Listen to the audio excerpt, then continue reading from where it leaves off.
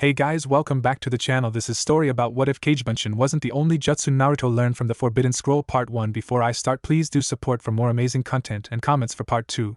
Do consider to subscribe my channel and share my video to your friends and check out the description as well. Let's start the video. A loud menacing howl echoed throughout the night as the Kyuubi no Kitsune attacked the peaceful village of Konohagakure/Konoha. Each ninja that was sent to the battle to stop the Kyuubi were considered masters. Shuriken and kunai flew through the air, piercing the large kitsune's belly, but didn't have any effect, for the fox just forced the weapons out of that area using yukai, and then healed itself. The fox roared again. Storm clouds appeared out nowhere, and the fox then started using its claws and teeth to tear any shinobi that dared to attack it to shreds, and then the fox brought out its most fearsome weapon, the large, 9 whip-like tails, and started to destroy buildings, taking lives along with the infrastructure. You foolish humans stand no chance against me, but because of your courage to try and stop me from destroying your pathetic village, you all have my respect before you die. Wahahaha. After the fox's little speech, the fox resumed its destruction with a large vulpine grin on its face as everything in its path was destroyed. Katon, Kakashi no Jutsu, a group of ninja yelled. Large fireballs blasted out of their mouths and hit the large fox in its face, hoping to at least hurt it if not kill it with that blow. The smoke then cleared, and to the ninja's surprise there wasn't even a scratch on the beast's face. The shinobi gasped in fear and horror. Nothing would be able to stop the Kyuubi. That tickled, the fox said with a large grin. Its large red eyes stared down the shinobi, metaphorically, turning those who looked into it to stone. The Kyuubi's ears then perked up and then started to growl as its new enemy, a giant toad wearing what looked like a bathrobe and carrying a big-ass dagger, with a man on its head. The man was carrying a bundle in his arms. However, this is no ordinary man. This is the famous blonde-haired Yondaime Hokage, nicknamed as the Yellow Flash, Namake's Minato. Kyuubi Ubaka, why are you attacking Konoha? Bellowed the toad to Kyuubi. The fox snorted at the toad. Gamabunta, A/N, the giant toad, you always were a fool. Now step aside before I have to crush you with this pathetic village, roared the Kyuubi.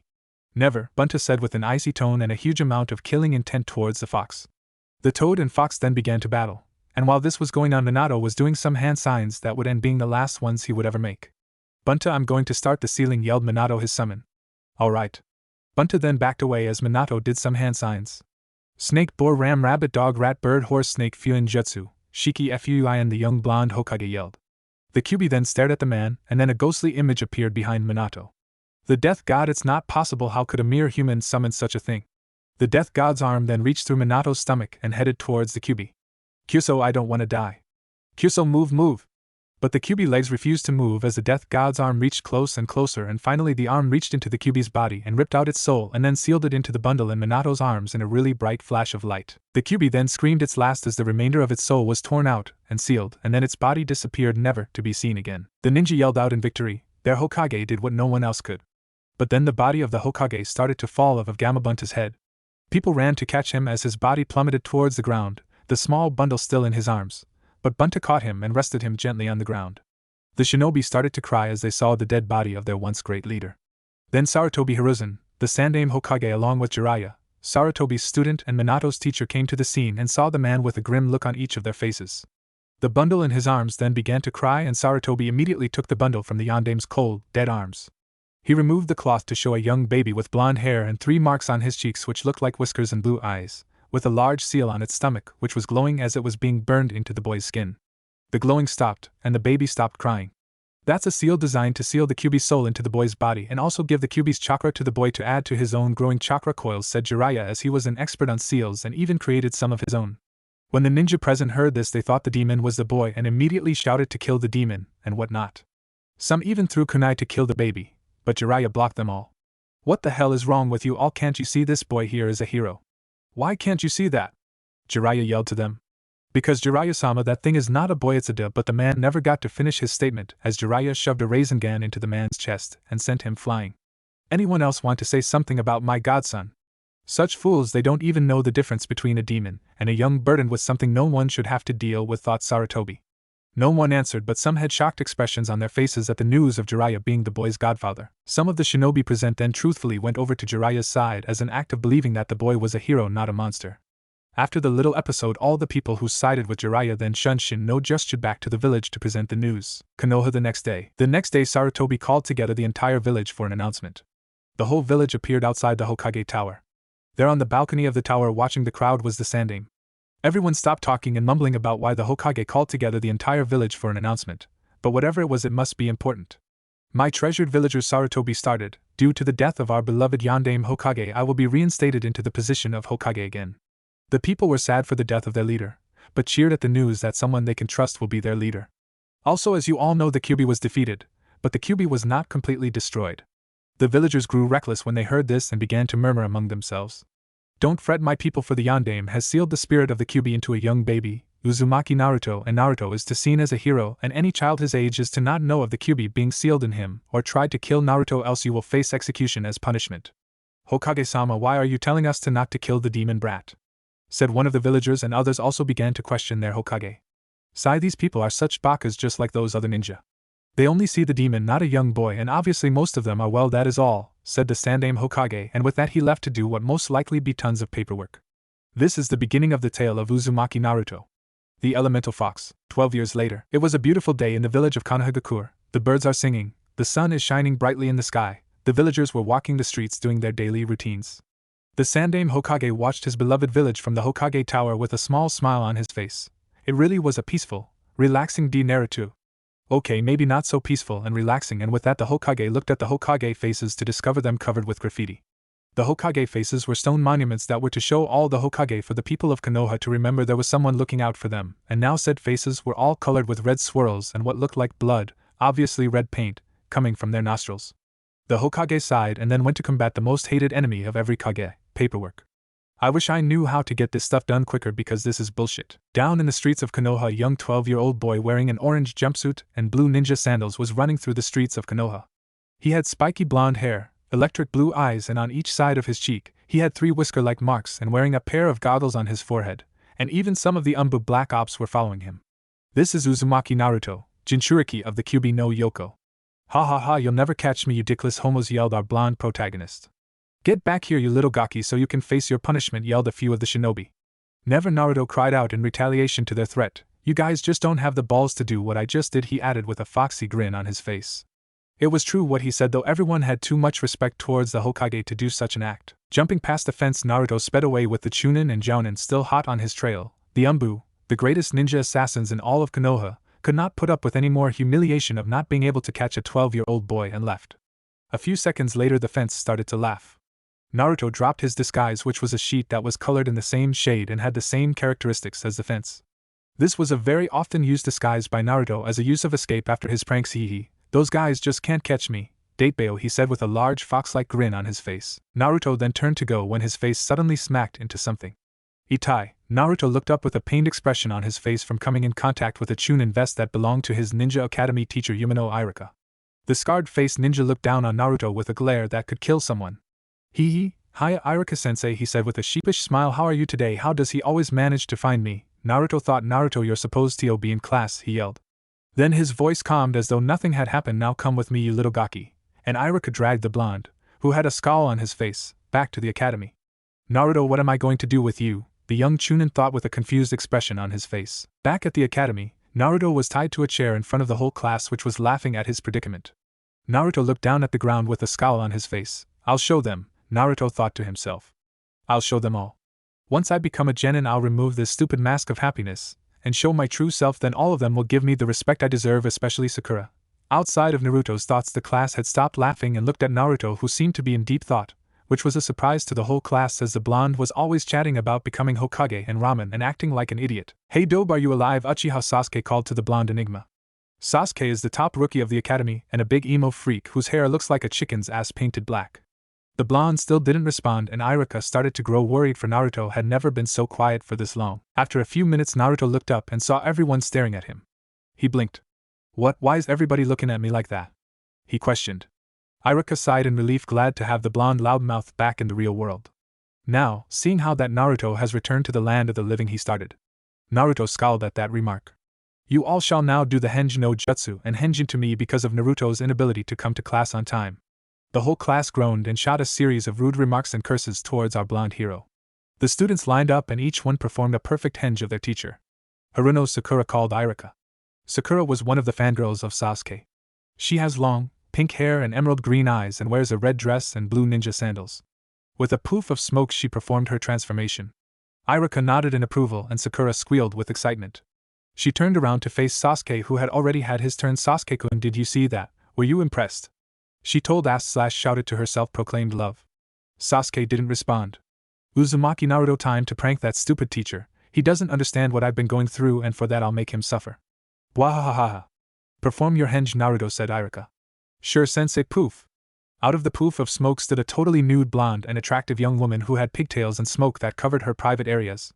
Hey Iruka-sensei, I call this my Oryoku no Jutsu, said the blonde beauty. Iruka was then blown back really far due to a rather large nosebleed. Naruto, cut the stupid tricks! Iruka yelled while using humongous scary head no jutsu. Alright, I'll do a normal henge, responded Naruto. Naruto then transformed into a perfect copy of Iruka-sensei, reverted back to normal, and walked away with a large grin on his face, unaware of the pale eyes of a young love-struck Hyuga Hinata watching his back. Ninja Academy tomorrow. Good morning, class, Iruka greeted to his students. Good morning, Iruka-sensei, all the students replied.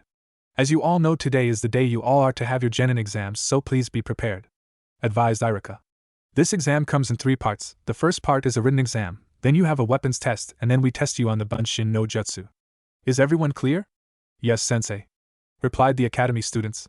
Right, the exams will begin now. Kyuso, thought Naruto, even though my dumbness is a mask, my ability to pass one stupid paper isn't, and I can't even do a Bunshin to save my life. No, I mustn't give up date bail. Iruka tallied up the marks and said how everyone passed, including Naruto but barely, who showed his signature foxy grin while everyone stared at him in disbelief. Next was the weapons test. Naruto, for this part of the exam, decided to let down his mask. You had to throw 10 kunai and try to hit a bullseye, and of course Naruto decided to show off by getting a bullseye on a few targets without looking, and even threw multiple kunai for a few more of the targets, and got a perfect score. Kyuso thought the silver-haired academy teacher Mizuki. At this rate the Gaki will pass the exam, but he'll fail the Bunshin part, and Iruka will fail him, hehehe. Alright class, time for the ninjutsu test, Iruka announced. Student after student passed and walked off with their Hitai A/N, and that's how you spell it, right? Then it was Naruto's turn. Uzumaki Naruto, you're up, called Iruka. Alright Naruto, perform 3 Bunshins and you will pass, but don't, and you fail. Naruto nodded, accepting the circumstances. Then Naruto gathered some chakra for the jutsu, and then in a large poof of smoke the jutsu was activated. When the smoke cleared, one pale-looking Naruto Bunshin that looked like it had just went through torture and had diarrhea appeared. Iruka twitched at the poor attempt at making the Bunshin. Then he breathed in deeply and then calmly said, I'm sorry Naruto, I know you tried your best, but you fail. Naruto looked down at the ground with a grim look on his face. Oh come on Iruka, Naruto did try his best, just let him pass, said Mizuki-sensei.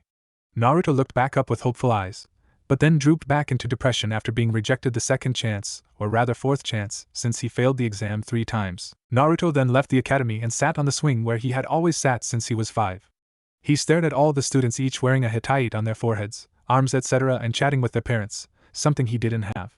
This pushed Naruto's depression to be even greater, and then not being able to stand watching it anymore, he ninja jumped back to his apartment with an unexpected visitor following him, and this visitor had a large sadistic grin. Naruto's apartment roof. Naruto sat on the roof of his apartment staring at the setting sun in the distance with a sad expression on his face. Then a friendly tap on the shoulder freed him from his daydreaming. He turned around in surprise and saw Mizuki-sensei. WW, what are you doing here? Ha, this team believes he tricked the great prankster Uzumaki Naruto, then he is gravely mistaken, Naruto thought to himself. Mizuki smiled a friendly smile at Naruto. Don't be so hard on Iruka, it's just how he is. Mizuki told Naruto, ever since he lost his parents his life has been how I can put this hard to understand. Naruto looked at Mizuki with a confused expression on his face. But I can tell you a secret way on how to become a genin and pass your exam, Mizuki told Naruto. Naruto looked at Mizuki with a big grin.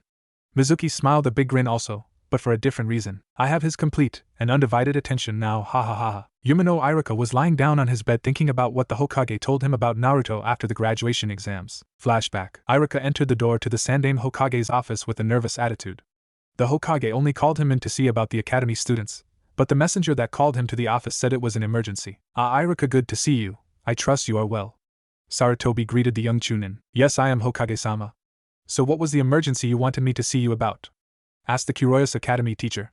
The old Hokage took a smoke of his tobacco pipe before answering. I heard Naruto didn't pass his exams this year, the Hokage said with a far-off look in his eyes. Well, of course he did, Hokage-sama. It's just that he's always fooling around instead of studying, Iruka said. Ha ha ha. Well, I remember when a young scarred-nosed academy student used to do the same thing, the Hokage said in Naruto's defense. Iruka laughed lightly knowing that Sarutobi was talking about him. Iruka Yukumo, Naruto is a lot like you. He's an orphan and he never gives up. But Iruka, do you know why Naruto acts like the class clown?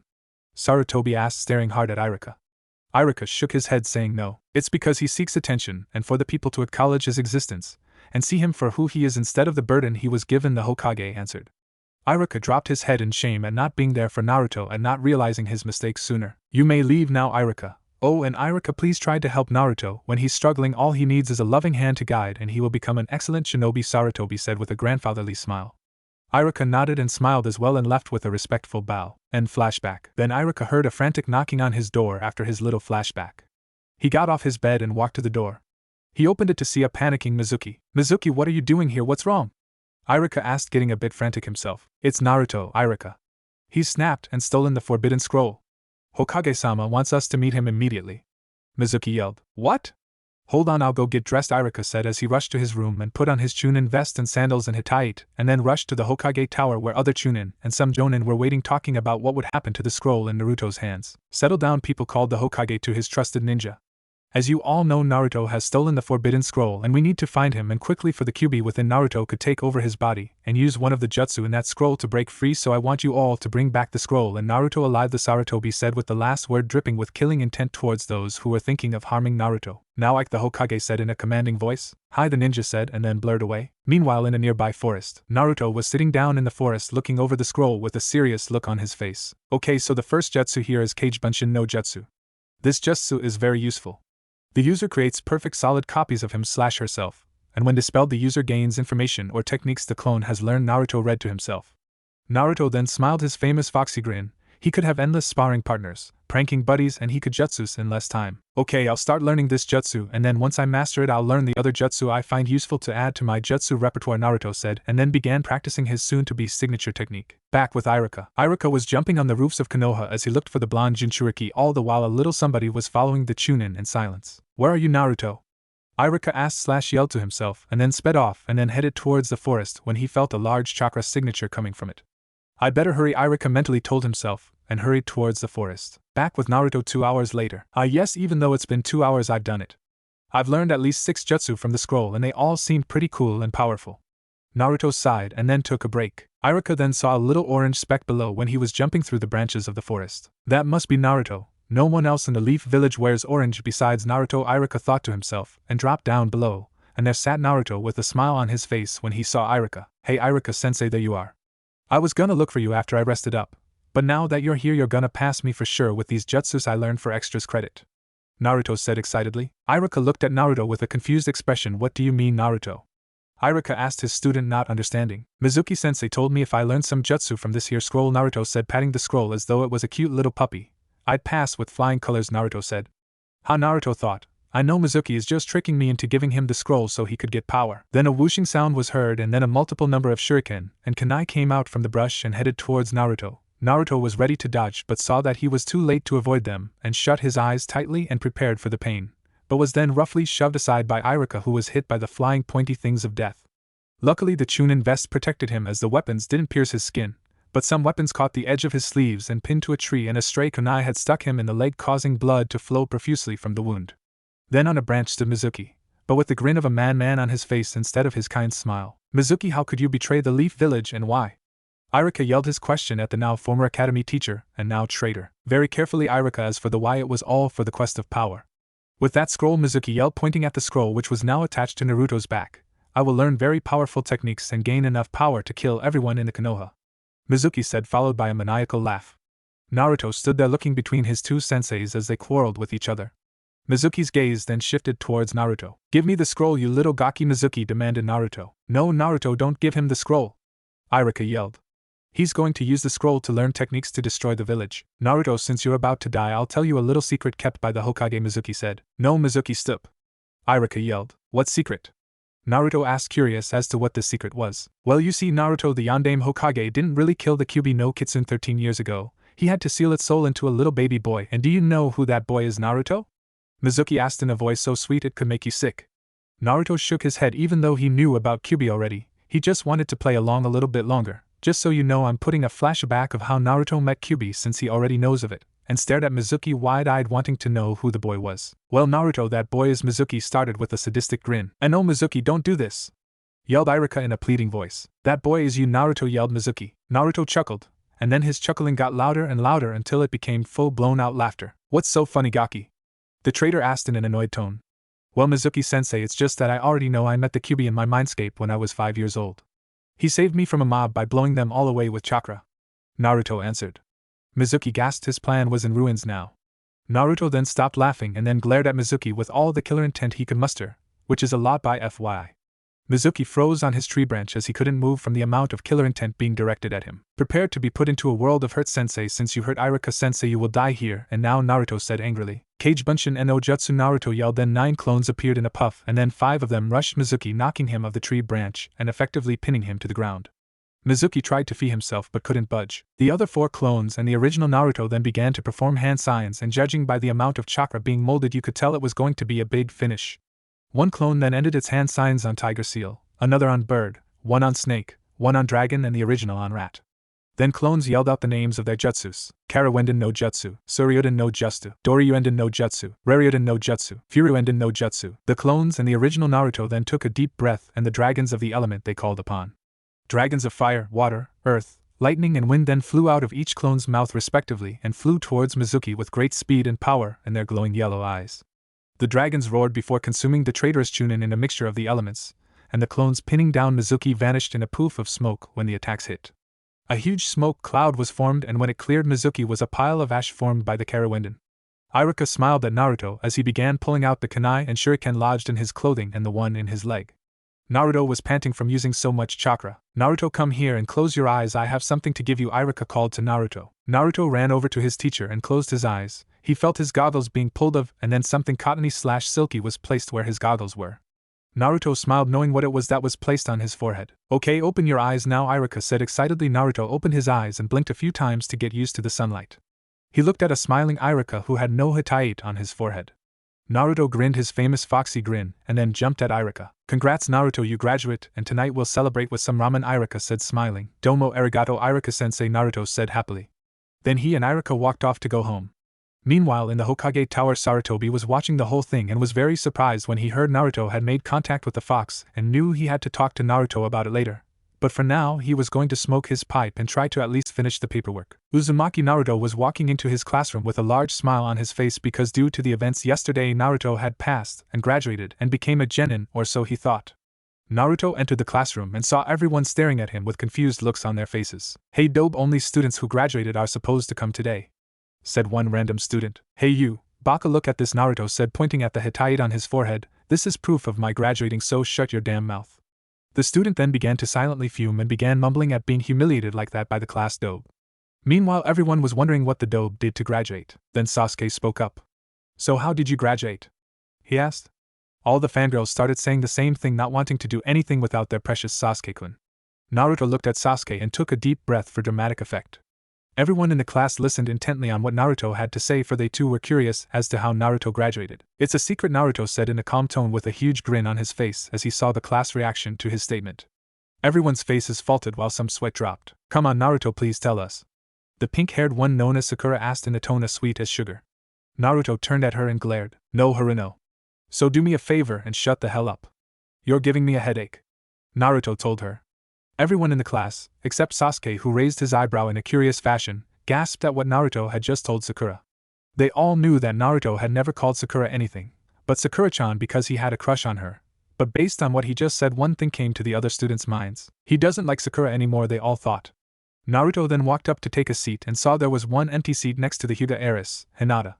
He then went and took his seat next to her and noticed the quick glances she took at him and blushed when he caught her staring at him. Naruto sighed and then faced her. Hinata, look, I know you are taking those glances at me when you think I'm not looking because I know you like me, Naruto started. Hinata squeaked when she heard that Naruto knew about her no longer secret crush on the blonde Jinchuriki. Look Hinata, the thing is that I don't like you in that way, Naruto said. Hinata's head then dropped when she heard this news, thinking she no longer had a chance to gain his love. But he continued. Hinata looked up with hope in her eyes. There's a but, she thought. Maybe if we hung out more, my feelings for you could change from that of a friend to something more, he finished.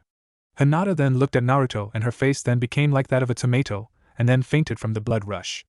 Naruto luckily caught Hinata before she could fall and then rested her down onto the desk so it would look like she was sleeping. Iruka then walked into the classroom and saw all of his students staring at Naruto. They must all be wondering how Naruto graduated, Iruka thought with a chuckle. All right class, settle down, Iruka said. The class immediately stopped their conversations about how and why Naruto graduated. As you all know, you are now Genin, and I will be calling the team members for each team. Each team will have 3 members and will be trained by a Jonin sensei. Okay, I will now call out the team numbers and their members. Iruka said. All of the Sasuke fangirls thought the same thing. That Sasuke was going to be on their team. Iruka called the names of the first 6 teams and told them who their Jonin sensei was, and then came. Team 7 is Uzumaki Naruto, Haruno Sakura and Uchiha Sasuke. Your Jonin sensei is Hatake Kakashi, Iruka called. Naruto immediately stood up to object as to why Sasuke and Sakura were on his team. Iruka told him it was because of the best to worst ratio, and that was that. Naruto then sat down and thought of pranks to try and torment Sasuke. Sakura then hit Naruto in the head, while Sasuke just looked out the window. Team 8 is Hyuga Hinata, Aburame Shino and Inuzuka Kiba. Your sensei is Yuhi Kurenai. Iruka said. Kiba whooped with joy as his name was said while his dog Akamaru barked in approval. Hinata, who had now woken up from her fainting spell, was thinking about what Naruto had just told her while Shino just remained silent. Now Team 10 is Yamanaka Ino, Akimichi Chuji and Naro Shikamaru. Your sensei is Saratobi Asuma, and that's all the teams. Please wait until your Jonin senseis arrive to pick you up. And before I leave, just one piece of advice. When on a mission, even one little mistake could cause disaster for your team and jeopardize the mission, so be careful out there. Iruka said with a smile and then left the classroom. Then all the Jonin senseis came to pick up their Genin teams, all except for Team 7, who had been waiting for over 3 hours and counting. When is this guy going to come and pick us up? It's been over 3 hours. Sakura complained. Naruto and Sasuke just shrugged, but then Naruto got an idea. He looked around and found a stray bucket in the corner of the classroom. He went and picked it up and placed it above the door and secretly filled the inside of the bucket with chakra so it would add extra stickiness for when it fell on their sensei's head. What are you doing, Naruto? Sakura asked. Just giving our sensei a little punishment for being late, Naruto replied with a foxy grin on his face. Dobe, our sensei is a Jonin, he's not going to fall for such a pathetic prank, Sasuke said in a bored tone. Yeah, Naruto, Sasuke-kun is right, Sakura said, wanting to back up her crush's words. But inner Sakura thought it was a great idea and began to chuckle evilly. Naruto scowled at them both and went to take his seat when he heard footsteps approaching the door. He opened and the bucket fell on top of a mop of gravity-defying silver hair. The Jonin began to try and pry the bucket off his head while Naruto was laughing his ass off and bragging to Sasuke at how his prank had succeeded. Kakashi then finally pried of the bucket and glared at Naruto. That Gaki used chakra to stick the bucket to my head, Kakashi thought.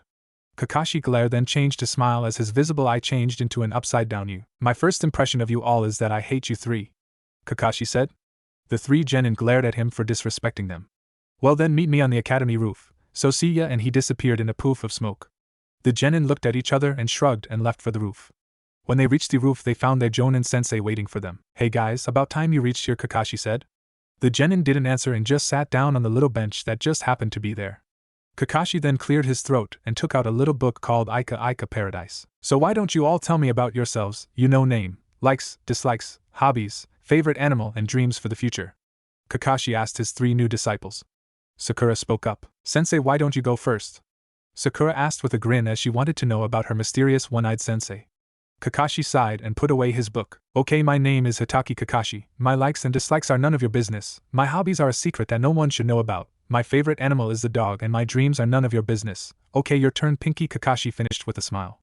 The 3 Genin's sweat dropped. All they learned was his name and favorite animal. My name is Haruno Sakura. I like. She took a glance at Sasuke and giggled with a slight blush in her face. I dislike Naruto and perverts. Naruto didn't say anything as Sakura continued her description. My hobbies are. She took another glance at Sasuke and giggled. And my dreams for the future are. She looked again at Sasuke and blushed a deep crimson and giggled a bit louder than before. Kakashi sighed and shook his head at Sakura antics. This girl is more interested in boys than in being a ninja. I'm going to have snap her out of it soon or their teamwork will suck, Kakashi thought. Okay, you next, chicken head, Kakashi said, pointing at Sasuke. Sasuke glared at Kakashi for insulting his hair. My name is Uchiha Sasuke. I like training in katan jutsus. I dislike fangirls and people who insult my hair. My hobbies are training. My favorite animal is the hawk and my dream is more of an ambition. I wish to restore my clan and kill a certain man. Sasuke finished, the last part dripping with killing intent. Looks like he's too focused on achieving power to kill his brother. I need to show him the art of teamwork so he can become truly strong, Kakashi thought. Okay, you next, Blondie, Kakashi said, pointing at Naruto. Okay, my name is Uzumaki Naruto. I like training, learning new jutsus so I can add them to my repertoire of already amazing jutsus and ramen. I dislike Sakura and the 3 minutes it takes to cook ramen. My favorite animal is the fox and my dreams for the future is to become the greatest Hokage so that people will finally see for who I am instead of the burden that I carry, Naruto said with confidence. Kakashi smiled. I see a great future for this boy. All I have to do is bring up their teamwork, and they'll do fine as a Genin team, he thought. Okay guys, meet me at the bridge at Training Ground 7 tomorrow for your true genin test at 9 a.m. and don't eat breakfast, you'll barf. Kakashi then turned to leave when Sakura asked, but sensei, I thought we were already genin. Why are we taking another test? Well Sakura, the one at the academy was to test to see if you had the knowledge to be genin. This true genin test is to test your skills to see if you truly be genin. Kakashi answered. Naruto, come with me. Kakashi added. Naruto raised his eyebrows. Why would their sensei want to talk to him? So he just ignored it and walked with the one-eyed Jonin. Naruto, the Hokage wants me to escort you to his office for an immediate private conversation concerning your tenant, Kakashi told Naruto. Oh, that's why. Gigi probably wants to know how I met Kyuubi when I was 5. Wait, speaking of Kyuubi, I haven't talked to him in a while, Naruto thought. Hokage Tower, Sarutobi's office. Knock knock. The Hokage raised his head when he heard the knock on his door. Come in, he called. The door opened to reveal the blonde Jinchuriki and the perverted Sharingan user. Ah, Naruto, Kakashi, good to see you, and Naruto, congratulations on passing and becoming a genin, Sarutobi said with a grandfatherly smile. Naruto beamed and said a thank you to the old Hokage. So Gigi, what did you want to talk to me about? Naruto asked. Naruto, I wanted to talk to you about that night with Mizuki, the Hokage answered. Naruto nodded while Kakashi was getting very curious as to what was going on. Well Naruto, on that night you said you had encounter with the Kyuubi when you were 5. Care to explain how this came to be? Sarutobi asked. Kakashi's eye widened. Naruto knows and encountered the Kyuubi. Now I'm really curious, he thought. Naruto nodded and proceeded to tell them the story. Well Gigi, it started like this. Naruto started. Flashback. A young 5-year-old Naruto was running from a mob of villagers turning every which way in order to lose them, but where he went they followed. Then he made a wrong turn and ended up at a dead-end alley. We got you now, demon, said one of the people in the mob. What did I do? I didn't do anything to you, Naruto screamed. Shut up, demon spawn. We will kill you for your wrongdoings and for killing our friends and family, another person in the village said. Then Naruto felt pain everywhere as he was pummeled by fists and feet and stabbed by the occasional kunai. Then a voice appeared in Naruto's head. I can save you, kid, just tell me to make them go away and they will. Please make them go away, please, I don't want to be hurt anymore, Naruto told the voice. Then a large blast of red chakra exploded out of Naruto, blowing away the villagers and knocking them out. Naruto then fainted from the strain of using that chakra and passed out. Sarutobi appeared on the scene and took Naruto to the hospital to be healed. In Naruto's mindscape, Naruto was walking through a sewer-like complex, water splashing at his ankles with every step he took. Suddenly a loud breathing sound was heard some distance away. Naruto followed it to find himself in a large room with a huge cage. There in the cage was a large red eye staring at Naruto. Come here, boy, the thing in the cage demanded. Naruto, not wanting to anger the thing, walked forward. Then large claws went through the bars and tried to skewer Naruto. But Naruto didn't react on any way, he just stood there staring at the claws. The claws then retracted back inside the cage. I like you, kid. So sense of fear when face to face with the mightiest of Bijou, Kyuubi no Kitsune, which just happens to be me. Kyuubi told Naruto. Naruto eyes widened slightly. So you are the reason why the villagers hate me so much, but I can understand why they want to hurt me now, though they are idiots if they cannot see the difference between the jailer and the tenant, Naruto said. Kyuubi laughed at Naruto as he was talking to himself. Hey kid, the Kyuubi interrupted Naruto's one-sided conversation. Naruto stopped talking and looked up at the fox. Yeah, Naruto responded. Well kid, this is your mind, so why not change the scenery a bit? I mean, sewer pipes are so dull. How do I do that? Naruto asked the 9,000-year-old demon. Just think about a place, for example a meadow, and the place will change to that from a sewer to that of a meadow. So try it out, Kyuubi told Naruto with a large vulpine grin. Naruto then closed his eyes and thought of a meadow, then a bright flash came out of nowhere. Naruto opened his eyes and instead of the sewer they were in a meadow with lush green grass, a small pond, a big blue sky and a few trees here and there. Good job, kid. Naruto looked to his left, and a large fox about the size of a horse. Kyuubi, is that you? Naruto asked. Yes, it is, kid, but you're probably wondering why am I so small, Kyuubi said. Naruto nodded at to why the Kyuubi was so small. Well kid, we demon foxes can change our size at will since we are master pranksters, Kyuubi said with a grin. Anyway kid, I was wondering, do you want me to train in the art of the Kitsune-ken? Naruto looked wide-eyed at the fox. The all-powerful Kyuubi wanted to train him of all people. Naruto grinned and nodded in approval.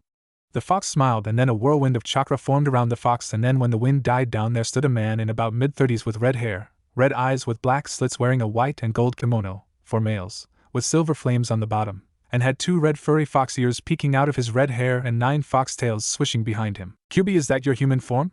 Naruto asked. Why yes it is, kid. You know you're smarter than you look, Naruto, Kyuubi said.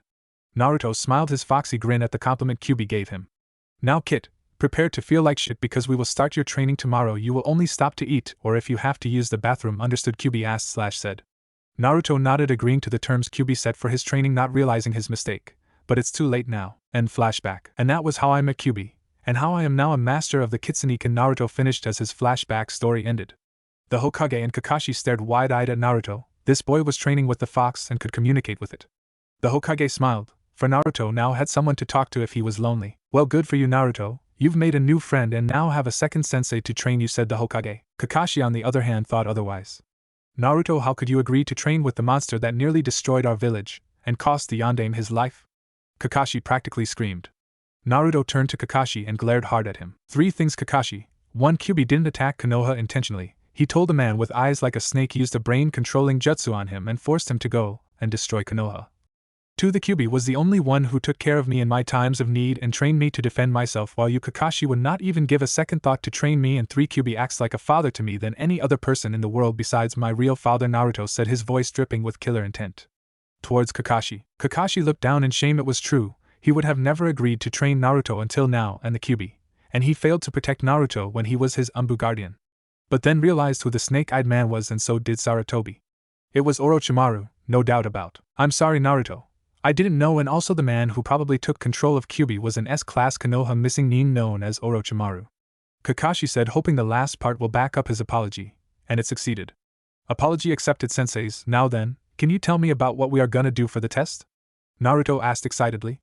Kakashi sighed for being forgiven but then began to chuckle when Naruto asked about the test. You'll find out tomorrow, Naruto. Have some patience, Kakashi said with an upside-down UI, noting that he was smiling. Naruto nodded and then headed home to get some sleep. The next day, our blonde hero groggily got up from his bed and took a quick shower, and then dressed himself in some new clothes he never used to wear, that he got for his birthday. It was a black t-shirt with a red shuriken on the back and the kanji for Uzumaki on the front, which Naruto wore over his vest. The vest is a weighted vest that is kind of like a bulletproof vest that cops wear. Instead, this one protects from kunai and shuriken, and some long blue pants, like the ones from Shippuden except in blue, which reached just below the ankles, and his now black ninja sandals which he got from the Sandaime. He ate a small breakfast of cup ramen and milk, and then headed out the door. Oh shit, Kyuubi, I ate breakfast when Kakashi-sensei said not to. Now I'm gonna barf a whole lot, Naruto mentally said to father figure. Don't worry, kid. I've heard that Kakashi is always late, so that breakfast will do you some good, and well, I just to thank you for sticking up for me yesterday. But do you really think of me as a father? Kyuubi said to Naruto. No problem. Consider it a thank you for teaching me the Kitsuniken and those chakra control exercises. I'm gonna show that Uchiha team and Haruno bitch just what I can do, and yes, I do think of you as a father because you were there for me when I was hurt, and comforted me whenever Sakura turned me down, so arigato, Kyuubi Tausen, Naruto said. Oh come on kid, don't do that, you're making me tear up, sob. It's just so nice to hear somebody say that to me. Well then I will protect you with my entire being, Naruto kid. Now hurry up, it's almost 9, you're going to be late for your test. Naruto then cut off his connection to Kyuubi and sped off towards training grounds 7 for the test. When Naruto arrived at the training grounds, he found a brooding Sasuke ignoring a Sakura trying to ask him out on a date. Naruto chuckled at the sight, and then greeted his teammates. Hey Sasuke team, Haruno-san, Naruto said as he greeted them. Dope, and it's about time you changed your clothes and developed some fashion sense. Sasuke greeted Naruto and continued to brood. Naruto just smiled and didn't say anything to counter Sasuke's insult. Hey Naruto, I was just wondering, why aren't you calling me Sakura-chan anymore? Sakura greeted, but was sad when Naruto didn't call her Sakura-chan like he used to. Wait, why I am sad? This just gives me more time to try and swoon, Sasuke, she thought. Because Haruno-san, you have lost my respect, and so you must earn it back by becoming stronger if you are to get me to call you Sakura-chan again. Naruto said. Well then Naruto, I'll do my best to earn it back, Sakura said, accepting this little challenge. 2 hours later, Naruto, Sasuke and Sakura were lying down on the ground looking up at the clouds, and well, Sasuke and Sakura were starving, but noticed Naruto didn't look the least bit famished. Hey Dobe, how come you don't look hungry?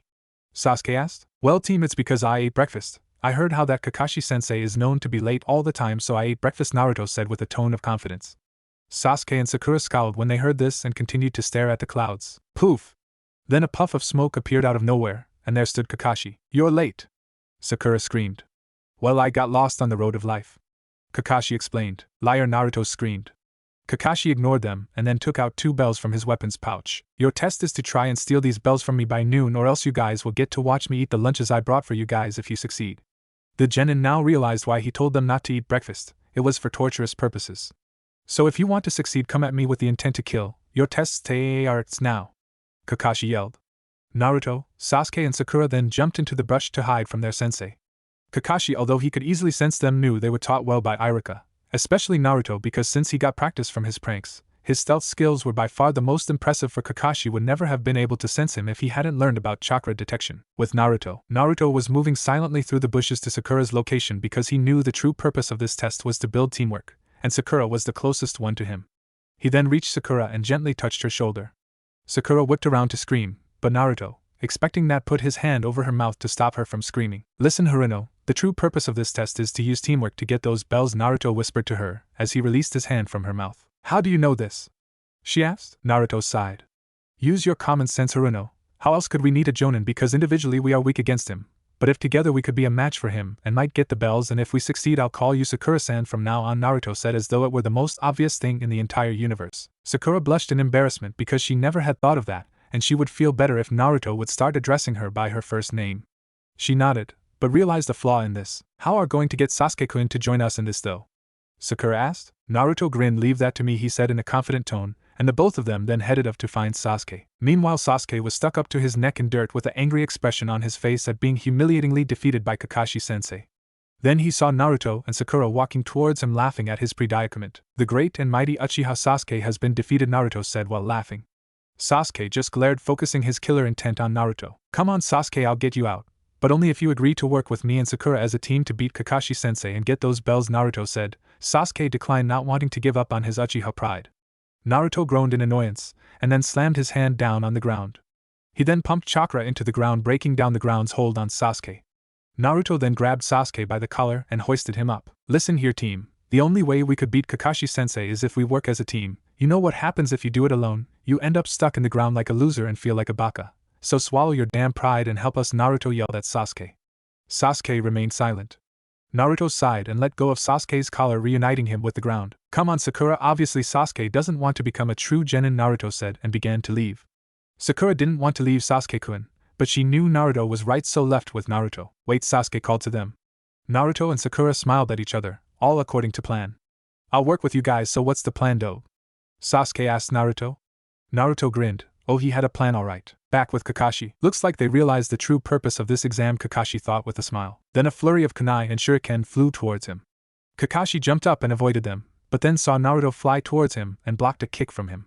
Kakashi then grabbed Naruto by the ankles and spun, and using the momentum slammed Naruto into the ground. Kakashi got up from the ground and saw the Naruto disappear in a poof of smoke. Kage Bunshin, he probably learned that from the scroll. Kakashi then snapped out of the thought when he saw a rather large katan, Gakake no Jutsu courteous of Sasuke, speeding towards him.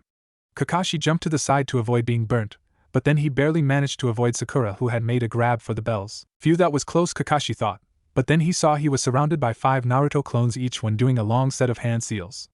The clones then finished their hand seals and shouted the name of their jutsus. Katan, Karawenden no Jutsu; Suten, Suryuden no Jutsu; Doton, Doryuenden no Jutsu; Raiten, Raryuden no Jutsu; Futon, Furyuenden no Jutsu. The 5 dragons of fire, lightning, earth and wind was blown out of 4 of the clones' mouths except for the water dragon, which came from the nearby river. Kakashi's eyes widened at how Naruto was able to perform these high-level ninjutsu, and jumped before he could be hit with a barrage of the elemental dragons, but was too late to avoid being punched in the face by Sasuke, Sakura and Naruto. He looked up and saw 3 fists come crashing down on his face as he made his descent to the ground. The last thing he heard was the ringing of the clock he had set for noon, and the jingling of bells before being claimed by darkness. 1 hour later, Kakashi woke up to see the 3 genin smiling up at him. Kakashi tried to move but saw he was tied to the post with rope and his fingers were tied with ninja wire to prevent him from doing hand signs for the escaped Jutsu.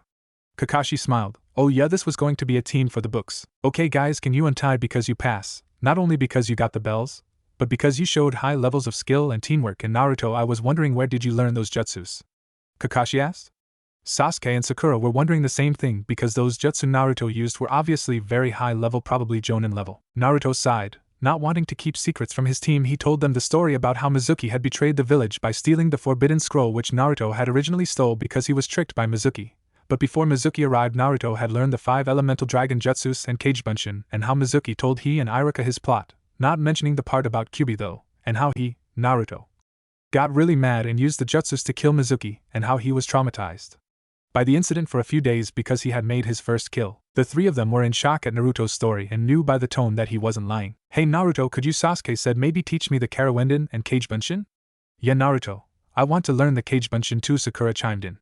Now it was Naruto's turn to be in shock because he never thought Sakura and most of all Sasuke to ask him for help.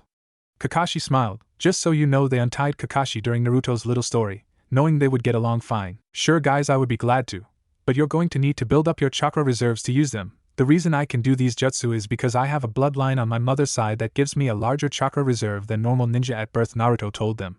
And no Kakashi, this is not a joke. Gigi Hokage told me about my mother when he asked me about the Mizuki incident after you had left, Naruto added, leaving Kakashi shell-shocked. Kakashi-sensei? Sakura called. Yes, Sakura, Kakashi answered. About my dreams for the future, I changed it to wanting to be a strong Kunoichi in the future. Kakashi smiled. That's good to know, Sakura. It really is, Kakashi said. Okay guys, tomorrow I'll teach you all an exercise that will build up your chakra reserves. But for now, go and have some fun and get some rest because tomorrow you'll be doing missions as an official Genin team, Kakashi told them. The three Genin nodded and left to go home with happy expressions on their faces because not only were they official ninja, they had made friends with each other in order to help each other get stronger to help accomplish their dreams. It was about 2 months after Team 7 was made an official Genin team with their sensei Hatake Kakashi, who has been said to have never passed the Genin team until 2 months ago. The team was doing extraordinarily well, doing over 210 D-rank missions. As for the team members, well, let's just say they got super extraordinarily awesome. Uzumaki Naruto, our favorite blonde Jinchuriki, had revealed his true self of being a not as loud, mature, strong and intelligent Naruto. He had grown exceptionally stronger and had almost mastered the water walking exercise as he already knew the tree climbing one. He learned more jutsus from Kakashi and Kyuubi. He began weight training, wearing up to 200 kilos now, and due to this became faster and stronger in order to use the Kitsuniken to its full potential, as the Kitsuniken required the art of using fast-paced move and agility, which are used to get under the enemy's guard and then deliver a set of powerful blows to defeat them. Overall, Naruto was a badass. Uchiha Sasuke has learned some more fire-style jutsus from his family scrolls such as Katan, Ryuka no Jutsu in Katan, Hausenka no Jutsu in Katan, Karawenden no Jutsu from Naruto after doing continuous work on the Tree Zero climbing exercise. He also learned a fighting style that he got from a scroll given to Hai by Kakashi called Wrath of the Dragon, which uses powerful and speedy blows which are being pounded on by the foe but lowers your guard and therefore very risky to use in a taijutsu battle. He and Sakura also, after continuous use of the tree climbing exercise, and finally got enough chakra to learn Kagebunshin no Jutsu from Naruto. Haruno Sakura also improved, learning a variety of genjutsu from a young Kuranai sensei, and invented her own fighting style which is called Zeban Sakura. I do not own Bleach, in which Sakura casts a powerful genjutsu which makes the scenery change to that of a forest of sakura blossom trees. The genjutsu has a lot of chakra, so when using the Kai technique you have to use a lot of chakra to break it. Then after that she takes numerous kunai knives and throws them all at her confused opponent, thus killing them. Now the team had just returned after capturing the most horrible, deadly and ferocious monster-like animal in the entire animal kingdom. It was Tora the cat. The team delivered the cat off at the place where they get their missions, no idea what that place is called, with anger towards the cat for it had nearly one sliced off Naruto face. Kyuubi had to use every ounce of willpower to stop himself from taking over Naruto's body and tearing the cat apart limb from limb. 2 clawed out Sasuke's eyes.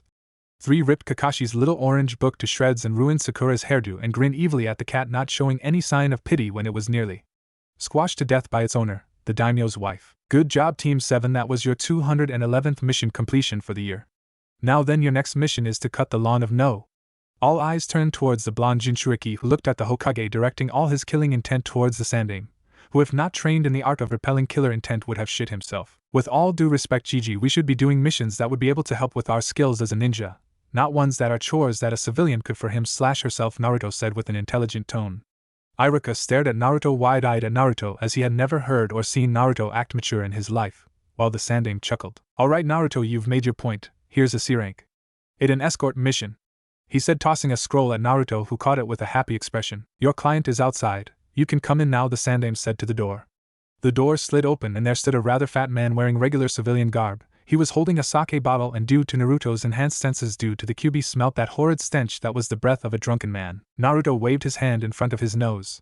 Hey old man, ever heard of the breath mint? It's really quite handy for people with horrendous and disgusting breath, Naruto said, trying not to vomit his lunch of rice, chicken and a salad. I'm having Naruto change his diet to something other than ramen. Shut up Gaki, I'm the super bridge builder Tazuna, I want you to treat me with respect. Besides, you guys are just a bunch of brats. Especially you blondie, you look like you couldn't even lift a kunai, Tazuna said with a tone of arrogance. I'm a jonin, Kakashi said, but failed to notice when Naruto suddenly blurred away and slammed Tazuna into a wall with a kunai to his throat. Everyone in the room looked at Naruto with surprise. They had never seen Naruto move with such speed, not even during the spars between Naruto and Sasuke in training sessions. This made Sasuke mad, for Naruto was holding back in their spars. The dope's been holding out on me, Sasuke thought with gritted teeth. Care to repeat that little remark of not lifting a kunai, Mr. Tazuna? Naruto said in a tone of malice. Tazuna looked at Naruto with a look that said no, never again, just please don't kill me. Naruto grinned his foxy grin and let Tazuna go, pocketing the kunai in his weapons pouch. Kakashi then got over his surprise and said alrighty then team, will meet with Tazuna at the south gate at tomorrow noon, and poofed away. The genin and Tazuna then went to their homes to pack up for tomorrow's trip. Time skip tomorrow noon South Gate. The team and Tazuna were there waiting impatiently for Kakashi to arrive when a poof of smoke was heard. The four turned their heads and saw the Jonin with surprised looks on their faces. "You're early," Naruto said with disbelief, even pinching himself to see if it was a dream. "I'm never late for missions, Naruto, because those are important," Kakashi said. The three genin then got over their shock and left the village. Later on their journey, Naruto spied a puddle on the side of the road. "That's strange.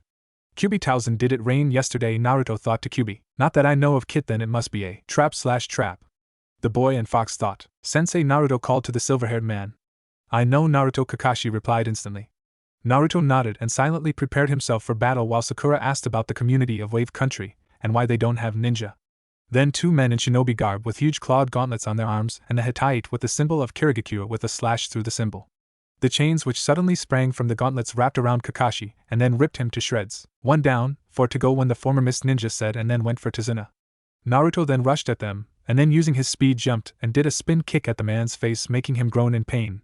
Naruto then using this opportunity and then landed on the ground and did a sharp uppercut, sending him upwards, where Naruto then used an axe kick on the guy's face, knocking him out cold. Sasuke had already knocked out the other guy. "Good job, guys," Kakashi said, appearing out of nowhere as he proceeded to tie up the villains. "Sensei, when did you use the kawarimi?" Sakura asked. Kakashi's eye went into an upside-down U shape, indicating he was smiling. "Bright as ever, Sakura, how did you know?" The Jonin asked his disciple. "Well, first of all, Sensei, I'm smart, and because there's a set of chopped wood on the ground where you were," Sakura said blandly. Kakashi chuckled nervously at the obvious show of using a kawarimi. "Well, Mr. Tazuna, I'm going to need to have a few words with you," Kakashi said to Tazuna. The bridge builder sighed and then told the team the whole story about Gato and how the village was poor now and could only afford a C rank. "Well, guys, we now have a few enemy ninja we might face up ahead, so should we stay or go?" The Cyclops asked his team. "Stay," Sasuke said. "Those two were weak, I'm sure we could handle the other more powerful guys, so it's a stay," Naruto said with confidence. Not wanting to let down her teammates, and also not wanting to look weak, also said stay. "Alright then, let's go," Kakashi said. A few hours later the team and Tazuna made it to the port, and were on a small boat leading to Wave Country. Then the three genin saw a large shadow on their left through the mist. It was the bridge that Tazuna was building. The genin stared in awe at its massive size and length. No perverted thoughts, people. Tazuna grinned at the expressions on the youth's faces. They then reached the shore and continued trekking toward Tazuna's house. Then Naruto heard something in the brush and threw a kunai into it. The others were surprised at his throw and wondered why he did it. Then Naruto went into the brush and came out with his kunai and a dead white rabbit. "Naruto, you killed a poor innocent little rabbit," Sakura said in anger. Then Naruto caught the punch directed at his skull and held up the rabbit to Sakura's face. "Sakura, look, this rabbit has white fur, meaning it was kept in a cage for a long while, and besides, it's the middle of summer. Rabbits change their fur white during winter," Naruto said with the intelligence that nobody would be able to get over. He had hidden. "Naruto's right," Sasuke said. Then Kakashi yelled, "Duck!" Everyone then dove to the ground, avoiding a large sword that spun as it flew where their heads were seconds ago. The sword stuck in the tree with a thwack, and a tan-skinned man wearing no shirt showing muscles, camouflage pants, brown hair and bandages wrapped around his face. "Hello, Momochi Zabuza, aka Demon of the Mist. Guys, protect Tazuna," Kakashi said with seriousness, raising his Hittite, showing that underneath it was a blood-red eye with 3 black tomo in it, the Sharingan. The three genin looked with surprise by the amount of killing intent in the air and by Kakashi's other eye. Suddenly an eerie mist appeared from the air. "Kirigakure no Jutsu. Ah, Sharingan no Kakashi, it's an honor to fight you," the ex-Karinin said. Then Zabuza jumped off the branch, sword in hand, and slashed at Kakashi, who blocked it with just a kunai. Then the Zabuza in front of Kakashi fell and became water, but was too slow to react to the swing of Zabuza's sword as it cut him in half. "Kakashi-sensei," the three genin yelled in fear as their teacher was just sliced in half from their location of a triangle-formatted defense to protect Tazuna. Then what seemed to be blood turned to water as fell as a puddle on the ground. Then Zabuza, still with shock on his face, felt cold metal on his jugular. Zabuza chuckled. "Very impressive, Kakashi. Copying my Mizubunshin no Jutsu in this thick of mist. Very good. But not good enough," Zabuza yelled the last part as he fell to a puddle, indicating that he was a Mizubunshin. Then Kakashi felt a presence behind him and ducked as Zabuza barely missed his hair. But using the momentum from his swing, Zabuza dug his sword into the ground and kicked Kakashi in his stomach, sending the Kopinin flying into a nearby lake. Zabuza then shined and performed a set of hand signs. "Sura no Jutsu," the eyebrow-less ninja yelled, and Kakashi was instantly encased in a sphere of water. "Ha ha ha, now to deal with the little brats," Zabuza said as he made a Mizubunshin. "Guys, run, you don't stand a chance against him. He's out of your league. Finish the mission," Kakashi yelled. "Never." Sasuke then rushed forward, making hand signs for a fire jutsu. "No, Sasuke-kun," Sakura yelled, but too late. Sasuke was elbowed in his stomach hard and was sent skidding along the ground with some blood coming from his mouth, a sign of internal bleeding. Naruto then calculated a plan and grinned his large foxy grin. Hey you the freak with no eyebrows, Naruto called to the Mizubunshin, which growled in anger at the blonde. Prepare to be the first Jonin to be beaten by Genin. Naruto then looked at his teammates and nodded to them. Sasuke and Sakura nodded back, somehow knowing the exact steps of Naruto's plan. Sakura then rushed forward with chakra-enhanced speed and formed the hand signs for her genjutsu. The Zabuza clone then saw everything turn into a pretty cherry blossom tree field. Knowing it was a genjutsu, the clone tried to dispel it, but it wouldn't work. As it tried a second attempt, it then slashed from all sides and then fell to a puddle of water, and there stood 7 Sakuras each with 2 kunai, and they smiled at their handiwork and dispelled the genjutsu. Meanwhile, Sasuke and Naruto, after seeing Sakura take down the Mizubunshin, they rushed the original Zabuza. Sasuke launched a Gakkaku no Jutsu at the Nukenin, but Zabuza made a Mizubunshin and let it take the blow as it was evaporated. Then out of the steam, a blonde boy wearing a black shirt with the Uzumaki spiral on his shirt and khaki shorts came running through the steam with 20 Kagebunshins. The clones then jumped at Zabuza kunai in hand. Zabuza was then forced to release Kakashi, as he could never avoid that many clones and come out unscathed. With the water prison broken, the Narutos and Kakashi then began flinging kunai at the Excurry Nin. Using the water walking technique, Naruto and Kakashi and Zabuza stood facing each other in a circular motion. Then Naruto, Kakashi and Zabuza began to form hand signs in perfect sync and speed. Suten, Suryuenden no Jutsu, the 3 ninja yelled. Then 3 huge water dragons rose from the depths of the lake and attacked. Kakashi and Naruto's dragons together had made quick work of Zabuza's own and then headed straight for Zabuza. The sword-wielding Jonin managed to avoid one of the dragons, but was then hit with another one in his face. Zabuza then got up and began another long chain of hand signs which Kakashi copied perfectly while mocking Zabuza by completing his own sentences. However, Zabuza was taken back by the monkey see, monkey do act that he stopped making signs, but Kakashi kept going. Suetun, Daibakufu no Jutsu, yelled the copy Nin. Then a giant explosion of water came up out of the lake, flooding the land and nearly caught Sasuke, Sakura and Tazuna if they didn't climb to the trees. Zabuza was hit really hard with that blow and smashed into a tree. Itai itai itai, Zabuza said to himself, then screamed in pain as a couple of kunai were lodged into his arms and legs, rendering them useless courtesy of Kakashi. Can you see the future? Zabuza asked with pain and surprise. Yes, and yours is death, Kakashi said. And was about to throw a kunai when 2 saban needles came out of the brush and struck Zabuza at pressure points in his neck and killed him. A masked person then appeared in a swirl of wind. The person looked about 14 or 15, and yet easily picked up the body of Zabuza. Arigato, we've been searching for this man for years now. I must go to destroy this body, the masked person said. Wait, are you a hunter Nin? Naruto asked. Yes, I am, answered the person. Well, aren't you supposed to just earn the body or something right then, and then not take it someplace and then dispose of it? Naruto asked. The hunter Nin, although he didn't show it, but he was surprised by the boy's information and therefore left in a hurry with a swirl of wind. Well guys, let's go, Kakashi said, but then fell down and unconscious. Sakura ran up to their sensei and checked him over. Nothing serious guys, just some chakra depletion, he'll be fine, Sakura said. Tazuna and the Genin sighed. You know, Sakura-chan, you should be a medic Nin. You look like you could be a very accomplished one at that, Naruto said. Really, Naruto, you think I wait? Did you just say Sakura-chan? Sakura asked the blonde Jinchuriki. Yes, I did, Sakura-chan. Because of this battle you have earned back my respect, Naruto said with a grin. Naruto then picked up the unconscious copycat Nin and let Tazuna lead the way to his house. Kakashi woke up to find himself in a regular room in a futon. Naruto then came into the room and called to his teammates. Hey guys, Kakashi-sensei's awake. Naruto yelled down the stairs. Sasuke and Sakura then ran up and saw their sensei sitting up in his futon looking a lot better but still exhausted from his fight with Zabuza. Hey Naruto, Sasuke and Sakura, Kakashi said in his lazy tone.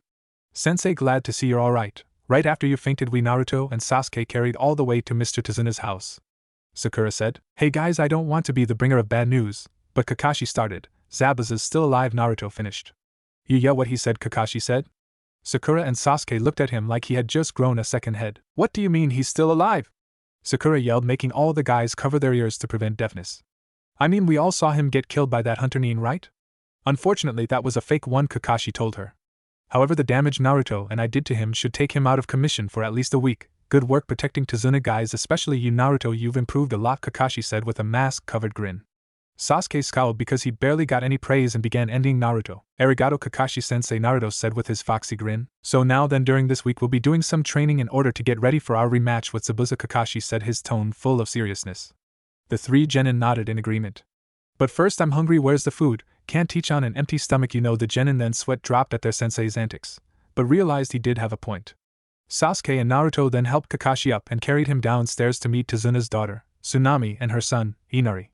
Kakashi ate his lunch of rice and vegetables and then, using the crutches the Tazuna family supplied him with, then left with the Genin to go train them. Some random forest near the Tazuna household. Okay guys, time to get down to business. Sasuke, Sakura, I'm going to teach you all the water walking technique, while Naruto goes and does some training by himself. This means training with Kyuubi. Come on Sasuke and Sakura, let's go. Naruto, you know what to do, Kakashi said. Naruto nodded and then leapt into the trees to do some fox-style training. Kakashi then led the two gen into a nearby pond which just happened to be there. Sasuke tripped on a pebble and fell into the pond. Sakura rushed over to help him. While inner Sakura was laughing her ass off, Kakashi was laughing too. Sasuke-kun, are you alright? Are you hurt? Sakura asked with concern. I'm fine, Sakura, Sasuke answered and then got up out of the pond and stood up next to a tree, soaking wet and brooding while Sakura looked at him with concerned eyes. Kakashi then stopped laughing and explained the water walking. Okay guys, to do the water walking you must first channel chakra into your feet like the tree walking you learned back in Konoha. But in order to keep yourself on the water you must keep expelling his chakra from your feet at a constant pace. Kakashi explained. Hi Kakashi-sensei, the two genin said, and then proceeded to do it. Sakura managed to get it on her 5th try since she had better control. Sasuke got it much later since he had more chakra to control and got on his 100th try. Kakashi then told them to keep practicing while he would go off to check on Naruto. Kakashi, what training is Naruto going through? Sasuke asked, curious about his blonde teammate. Yo, what is Naruto doing? Sakura asked. Kakashi sighed. It's a secret, so sorry, Kakashi said and then leapt away to find Naruto. With Naruto was having a spar with one of his shadow clones. The clone tried a sweep kick, but Naruto jumped it and tried a punch to the clone's head. The clone ducked and tried to kick Naruto's chin, the kick that starts the primary lotus. But Naruto leaned back and dodged it, and rolled back and got into the Kitsune-ken stance. Naruto grinned and then rushed the clone. The clone, expecting a straightforward attack, got ready to block/dodge it, but Naruto jumped, surprising the clone and hit the clone in the head with an axe kick, thus dispelling it. Naruto then wiped his face at a nearby river and took a long drink and then turned around to see Kakashi clapping his hands and wearing a smirk. Nice show, Naruto. Impressive moves you showed me, Kakashi said. Naruto grinned and then sat down in a cross-legged position. Thanks, sensei. So if you don't mind, I need to do some training with the fur ball, Naruto said, and then smirked when he heard Kyuubi growl angrily in his mind at the insult. Sure. Oh, and here this is a Jutsu scroll. It's Futon, Betapa, Wind Style, Great Breakthrough, Suetun, Suijin Hiki, Water Style, Water Wall Jutsu, Mizubunshin no Jutsu, Water Clone Jutsu, Keizubushin no Jutsu, Wind Clone Jutsu, Kage Shuriken Bunshin no Jutsu, Shadow Shuriken Clone Jutsu, and Keijibunshin Daibakuha, Exploding Shadow Clones. Kakashi said, tossing Naruto a small scroll. This jutsu summons a large gust of wind that could blow down a few oak trees at max power, Kakashi said. Naruto thanked Kakashi and then went into his mindscape to train with Kyuubi. Kakashi then smiled at his sensei's son. This boy is destined for greatness, may even be better than his father one day, he thought, and then jumped to trees to return to Sasuke and Sakura, but didn't notice the shocked faces of a pink-haired and a black-haired genin that were racing back to the pond. Sasuke was also extremely jealous that Naruto got to learn all those amazing and powerful jutsus. Naruto training with the Kyuubi. I don't understand, Sakura thought as she and Sasuke made it to the pond, but was snapped out of her thoughts when she saw Kakashi with an angry face on. Guys, why did you disobey my orders? I specifically told you stay here and train in water walking as you haven't mastered it. Sure, you could do it, but that doesn't mean you mastery over it, Kakashi yelled. The two genin flinched at the jonin's words and then suddenly found the dirt to be very interesting. Sasuke then found the courage to answer. Well, sensei, we were curious about Naruto's special training and followed you, Sasuke said, his Uchiha pride preventing him from being scared and looking like he pissed pants, which Sakura just happened to be acting like right now. Kakashi sighed and then glared at his students. How much did you hear? He asked the two. We heard the part with Naruto's training with the Kyuubi. I don't understand, sensei. And the Kyuubi is dead, isn't it? Sakura asked, somehow managing to speak. Kakashi looked down again and sighed again. That is something Naruto himself will tell you when he thinks you two will be ready to deal with the news. He will eventually tell you, Kakashi answered and then told them to go back to the Tazuna household, while he went to get Naruto. With Naruto was sleeping on the trunk of a tree. His new black t-shirt with the Uzumaki spiral on it, and his khaki shorts were covered with grass stains and his face and hands and legs were covered with dirt. Then a young girl wearing a pink kimono was walking through the forest with a basket full of herbs. The girl spotted Naruto and went up to the sleeping Jinchuriki and pulled out a kunai. That's because this was no ordinary girl, A/N. I'm making Haku female in this, so I'm leaving it at she. This was the fake Hunter Nin Haku. Should I kill him now and end the trouble because we will fight soon? On second thought, I will want to see more of his skills, so I will have to kill him on the field of battle, Haku thought, and then put back the kunai into the hidden pocket of her kimono, and then woke up our blonde hero. Naruto stirred and then whipped out a kunai thinking it was an enemy. Naruto, now fully awake, saw a pretty girl wearing a pink kimono with a basket of herbs. Herbs used for healing, he realized. Naruto stashed his kunai and stood up, dusting off his pants. Those herbs are used for healing. Do you have a sick friend? Naruto asked the girl. Why, yes, I do. Haku didn't finish. Oh, my bad, where are my manners? My name is Uzumaki Naruto, The next Hokage, and you are? My name is Haku, and if you are dreaming to become Hokage, then you really are dreaming big, Haku said with a smile. Well, I don't care. Once I make a promise to myself or someone, I never give up until I fulfill it, Naruto said with confidence and determination. Haku nodded and then asked Naruto an unexpected question. Do you have anyone precious to you, your precious people? Naruto looked stunned and then thought, people precious to me? Iruka, Sakura, Sasuke, Kakashi-sensei, Jiji Hokage and the other rookies, Naruto thought. Yeah, I have a lot of people whom I hold precious to me, Naruto said with his foxy grin plastered on his face. Haku smiled and then got up, having collected all the necessary herbs. Well, I have to go, Uzumaki. I hope we meet again someday. Haku said and then walked off. Me too, Hunter-san, he said, whispering the last part. Haku then froze and watched Naruto's retreating back. He knew, she thought, and then ran off to the hideout she and Zabuza were using. Kakashi then arrived and found Naruto looking exhausted walking back to Tazuna's house. It was getting dark, so Kakashi then grabbed Naruto under his arm and sped off towards the house. Naruto, Sakura and Sasuke followed me and heard our little conversation about your training with Kyuubi, and they're starting to question me. You're going to have to tell them soon, Kakashi said. Naruto looked at his sensei with surprise and then changed to a downcast look. Naruto sighed and looked up at the silver moon. This day came sooner than I expected. I'll tell them after the mission. Well, Kyuubi-tausen, looks like my secret is gonna have to be revealed. Don't worry, Kit, they'll accept you, I just know it, so don't worry yourself. And Naruto, I am very proud to call you my Kit. Naruto smiled and then went straight to bed when he and Kakashi arrived at Tazuna's house. It was around 10 o'clock in the morning and everyone was awake and ready except for Naruto, who was worn out from all his training and thinking about how to explain about his Tusan, Kyuubi. So Kakashi and the others decided to let him sleep in as they went with Tazuna to the bridge, leaving Naruto with Tsunami and Inari. With Naruto yawned loudly as he woke from his slumber, scratching his head, and then got up to have his shower. After the shower, Naruto then put on his clothes consisting of a red long-sleeved jacket with the kanji for Fox on the back in black, which he put over a blue t-shirt, and wore dark green jeans. He then tied his hatayite around his forehead, put on his black ninja sandals, and then went to eat his breakfast. Hello, Tsunami-san, Inari-san, Naruto greeted. Hello, Naruto-kun, the 29-year-old woman replied. Inari just remained silent as he thought about what Kakashi told him yesterday about Naruto. A/N. You, the part where Naruto goes and calls Inari a coward and stuff, and then Kakashi explains why Naruto is like that, blah blah. Yes, sorry, it was late in the night when I wrote chapter 6 and I kinda left it out, so sorry. Anyway, back to the story, so I'm continuing it from after the argument. Naruto then sat down at the table and ate his breakfast of a bowl of vegetable rice, some onigiri and a glass of milk. Tsunami-san, what time is it, and where are Tazuna and the others?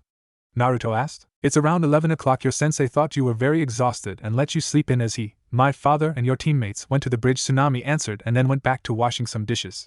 Naruto blinked and then hurried down his breakfast and then sped off to the bridge to meet his teammates and sensei at the bridge while saying bye to the woman and child. So they went off without me, Naruto thought, and then started cursing Kakashi in his mind. At the bridge, Kakashi was leaning against the railing of the bridge while reading his little orange book, but then he sneezed loudly. H-huh.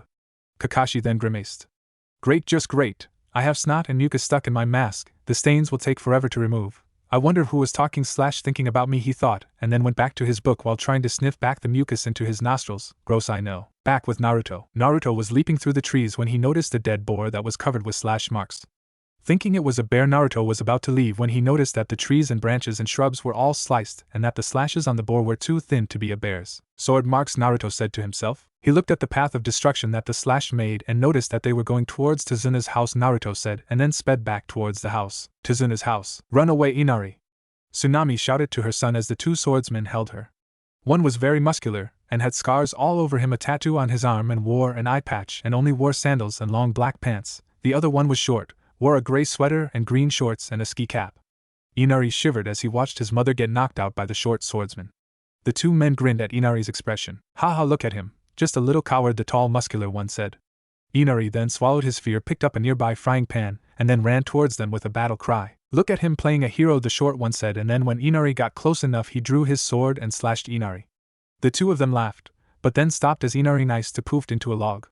They then heard a laugh and saw Naruto standing behind them with Inari in his arms. Don't you know it's not nice to slash swords at people? Naruto said, wagging his finger in a no-no way. He then threw two shuriken at the two swordsmen, which they blocked with their swords. How think you can beat us like that? The tall one said with a confident smirk. No, but they could, Naruto replied, pointing behind them.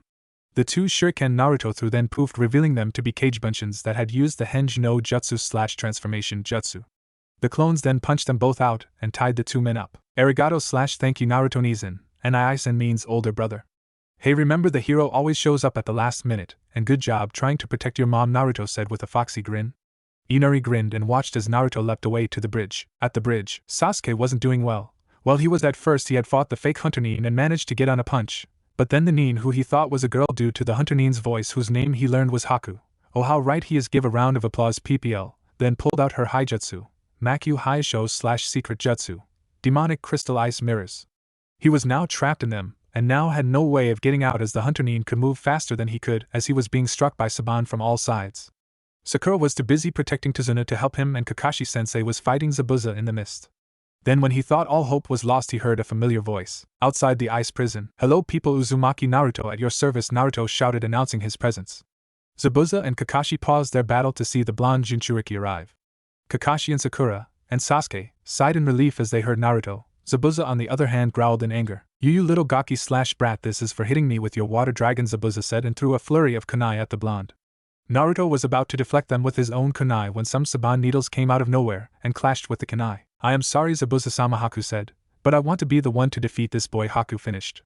Zabuza nodded. "Make sure you kill him painfully," he said, and then went back to fight Kakashi.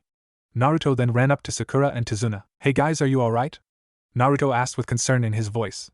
"Yes, but Naruto, why are you here? You should be helping Sasuke-kun." The pink-haired banshee yelled, and then using strength she didn't know she had flung Naruto into the ice prison. A/N. Just so you know, since I've had Naruto change his diet, he's as tall as Sasuke and Sakura now, in the ice mirror prison. Sasuke was thinking of a plan. Now that Naruto's here, he could attack from the outside and give us the advantage, he thought, but was thrown out of his reverie as a red and green blob smashed into him. Naruto and Sasuke were rolling on the ground, but when they stopped, Naruto had accidentally moved his face at the wrong time and ended up kissing Sasuke. The two boys' eyes widened and then started coughing and spitting as if they had the plague. Meanwhile, Haku was trying her best not to laugh at the scene so that she couldn't lose her focus on the mirrors. "You kissed me!" Sasuke yelled, wiping his mouth. "Well, sorry, if it weren't for that pink-haired team / bastard throwing me in here, this wouldn't have happened," Naruto yelled back, also wiping his mouth. After that, the two genin got up and then faced Haku, who had gotten over her feeling to laugh when saw the two boys staring at her ready to fight. "Hello, Naruto-san," Haku said. "Haku," Naruto replied in a monotone. Sasuke blinked and shook his head. "You two know each other?" Sasuke asked. "Not really," Naruto replied.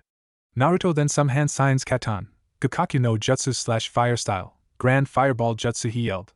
The large fireball spewed out of Naruto's mouth and at the mirrors, expecting them to melt, but they didn't. "Naruto, fire doesn't work on these mirrors. I tried," Sasuke said. "That would have been nice to know," Naruto said in an annoyed tone.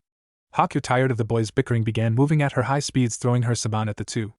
Sasuke and Naruto then began dodging the flying projectiles, but couldn't avoid them all due to the sheer numbers of the needles, sticking them in many places. It was a miracle that the saban didn't hit their genitals, which I find to be very weird in the anime and the manga, until they looked like human pin cushions. Naruto then made about 100 Kagebunshin, Sasuke made about 10 since his chakra was lower. The Naruto and Sasuke clones then did a rapid barrage of katan, Gakaku no Justice / fire style, Grand Fireball Jutsus. They managed to get some of them to melt due to the extreme heat, but not completely. Haku then knew that if this kept up, some of her mirrors would be destroyed and destroyed all the clones and hurting Naruto and Sasuke too, but was cut on her ankle by Sasuke. "How did he cut me? It's not possible," Haku thought. Then she looked at Sasuke and noticed the change in his eyes. They changed from coal black to blood red with 2 tomo in each one. Sharingan / mirror will I, Haku realized. Naruto got up and also noticed Sasuke's eyes. "Sasuke, good job on activating your Sharingan," Naruto said with a grin. Sasuke looked into one of the mirrors and saw his reflection. Naruto was right, he finally unlocked his dojutsu / eye technique. Haku then knew she couldn't let this fight drag on any longer and then went to attack the boys. Naruto got cut, but Sasuke managed to block most of them. Haku then noticed Naruto struggling on the ground and then went towards Naruto to kill him. Sasuke saw this and rushed in to block Naruto. Naruto saw Haku rushing at him for the killing blow. Naruto then closed his eyes waiting for the pain, but it never came. Naruto opened his eyes and saw Sasuke standing in front of him and Haku flying backwards towards the mirrors. "Sasuke, you did it!" Naruto yelled, but his happiness was short-lived as the body of the great Uchiha Sasuke fell. Naruto gasped and caught the Uchiha prodigy. "Why, Sasuke, why did you take that blow for me?" Naruto said with tears in his eyes. He and Sasuke had grown rather close over the past 2 months, and a week they had been on a team, like best friends. "I don't know, my body just moved on its own," Sasuke said while coughing. "Look, Naruto, even though I envied you because you got trained by yourself and got to learn all those amazing jutsus, I always saw you as my best friend." Sasuke then became still. Naruto cried as he saw his best friend died before his eyes. "He was a great shinobi," Haku said with remorse. Naruto's body shivered as he cried, But in Naruto's mindscape, Kyuubi saw everything and then gave Naruto some of his chakra, enough to heal him and give him the power to gain revenge. That Haku bastard will die today! Kyuubi yelled and let out a roar as he gave Naruto his Yukai/demon chakra. Haku gasped as she saw Naruto's body start to be surrounded by red chakra, and it also gave of a bloodlust greater than even Zabuza. The chakra then manifested into the head of a fox. The fox let out a howl before entering Naruto. Naruto's nails became claws, his whisker marks became darker, and then Naruto turned around looking at Haku with the blood-red eyes. The eyes of the Kyuubi no Yoko. Outside the mirrors, Kakashi had just been slashed across his chest protecting Sakura from Zabuza. But then he and the others felt a feeling of bloodlust and major killing intent wash over them, making even Zabuza and Kakashi shiver. What is this feeling? Sakura thought, her legs giving out from fear. Tazuna also lost feeling in his legs and sat down hard on his ass. Kakashi knew what this feeling was. It was the killing intent of the Kyuubi. This chakra. It can't be Kakashi because it's too much for even him, but it fills me with dread, Zabuza said to himself. Whatever happened in there, it triggered the Kyuubi's chakra to leak out, but I sense that the seal is still holding. We are safe, Kakashi thought, and then took out a scroll, wiped the blood on his wound onto the paper, and then rolled it back up. Look, Zabuza, we're both busy men, so I'm going to end this quickly, Kakashi said into the mist. How, Kakashi, you can't even see me? Zabuza said with a chuckle. Kakashi then did a few hand signs and called out the name of his jutsu. Doton, Fang Vengeance Jutsu. I don't know the Japanese name for it, Kakashi said. He slammed the scroll into the ground, and then a large number of dogs summoned sprang up from the earth, each one wearing a leaf headband like a collar, and latched themselves onto Zabuza, who couldn't move from the pain. When your eyes and ears have failed you, always follow your nose, Kakashi said in a confident tone. Back in the ice prison, Naruto's wounds were healing before Haku's eyes, who was right now scared out of her pants or kimono thing. I don't care. Naruto then rushed forward with amazing speed on all fours. Luckily Haku had some speed too, and if it weren't for that she would have been dead. Naruto then stopped and looked around for Haku, sniffing the air like an animal. Haku then flung a barrage of Senbon at him, hitting him all over his back. Naruto then roared and let out a burst of chakra, expelling the Senbon from his body, forcing some of the mirrors to crack from the force of the chakra as well. Haku then flung some more Senbon at Naruto's face. Naruto saw Haku and then ran towards her and roared, sending a chakra pulse deflecting the Senbon. He stopped them without even touching them, she thought. She then appeared in a mirror of Naruto's unprotected back, clutching some Senbon in her hand. This is the end, she said, and dropped down on Naruto. But Naruto heard her, and then jumped to the side while tumbling, shifted his body and landed on his feet, using his claws to scrape against the ground to stop himself. Naruto's blood-red eyes then stared at Haku with the instinct to kill her. Haku then rushed to the mirror behind Naruto. Big mistake. Naruto, using his enhanced strength, speed and reflexes due to the Kyuubi, managed to grab Haku's wrist, stopping her movement. Impossible, he caught me, Haku said. Naruto roared, crushing Haku's wrist and giving off chakra in waves. Naruto then channeled most of the Kyuubi's chakra into his right fist and then, pow! Naruto punched Haku in the face, hard, really hard, and sent her crashing through a mirror and flying a few feet before landing ungracefully. Since her focus was broken, demonic ice mirrors were destroyed and were falling to the ground. Naruto then stood there in a menacing way.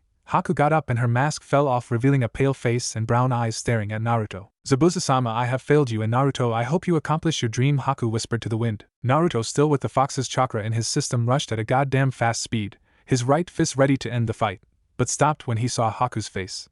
The Kyuubi's chakra then immediately left his system, and Haku looked at the shorter boy with surprise. Haku-san, Naruto said, his fist still poised to punch Haku's face.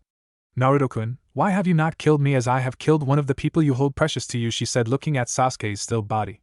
Naruto turned and also saw Sasuke's body. Naruto then took out a kunai and was about to kill Haku when she stopped him. Sorry Naruto-kun, but I can't die now, Haku said, and disappeared in swirl of vapor, with Kakashi and Zabuza. Zabuza, you are a loose cannon, and now you will die today, Kakashi said, holding a ball of chakra and lightning in his palm. Kakashi then rushed at the pinned Zabuza. He's still bound by the dogs. Raikiri/lightning blade, Kakashi yelled.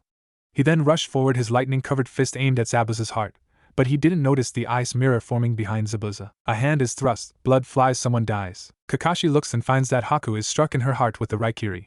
Blood splattered all over her body and Kakashi's and Zabuza's face. Zzz Byuza Sayame, Haku stuttered and then died with an arm through her chest. Haku, no, why Haku, why?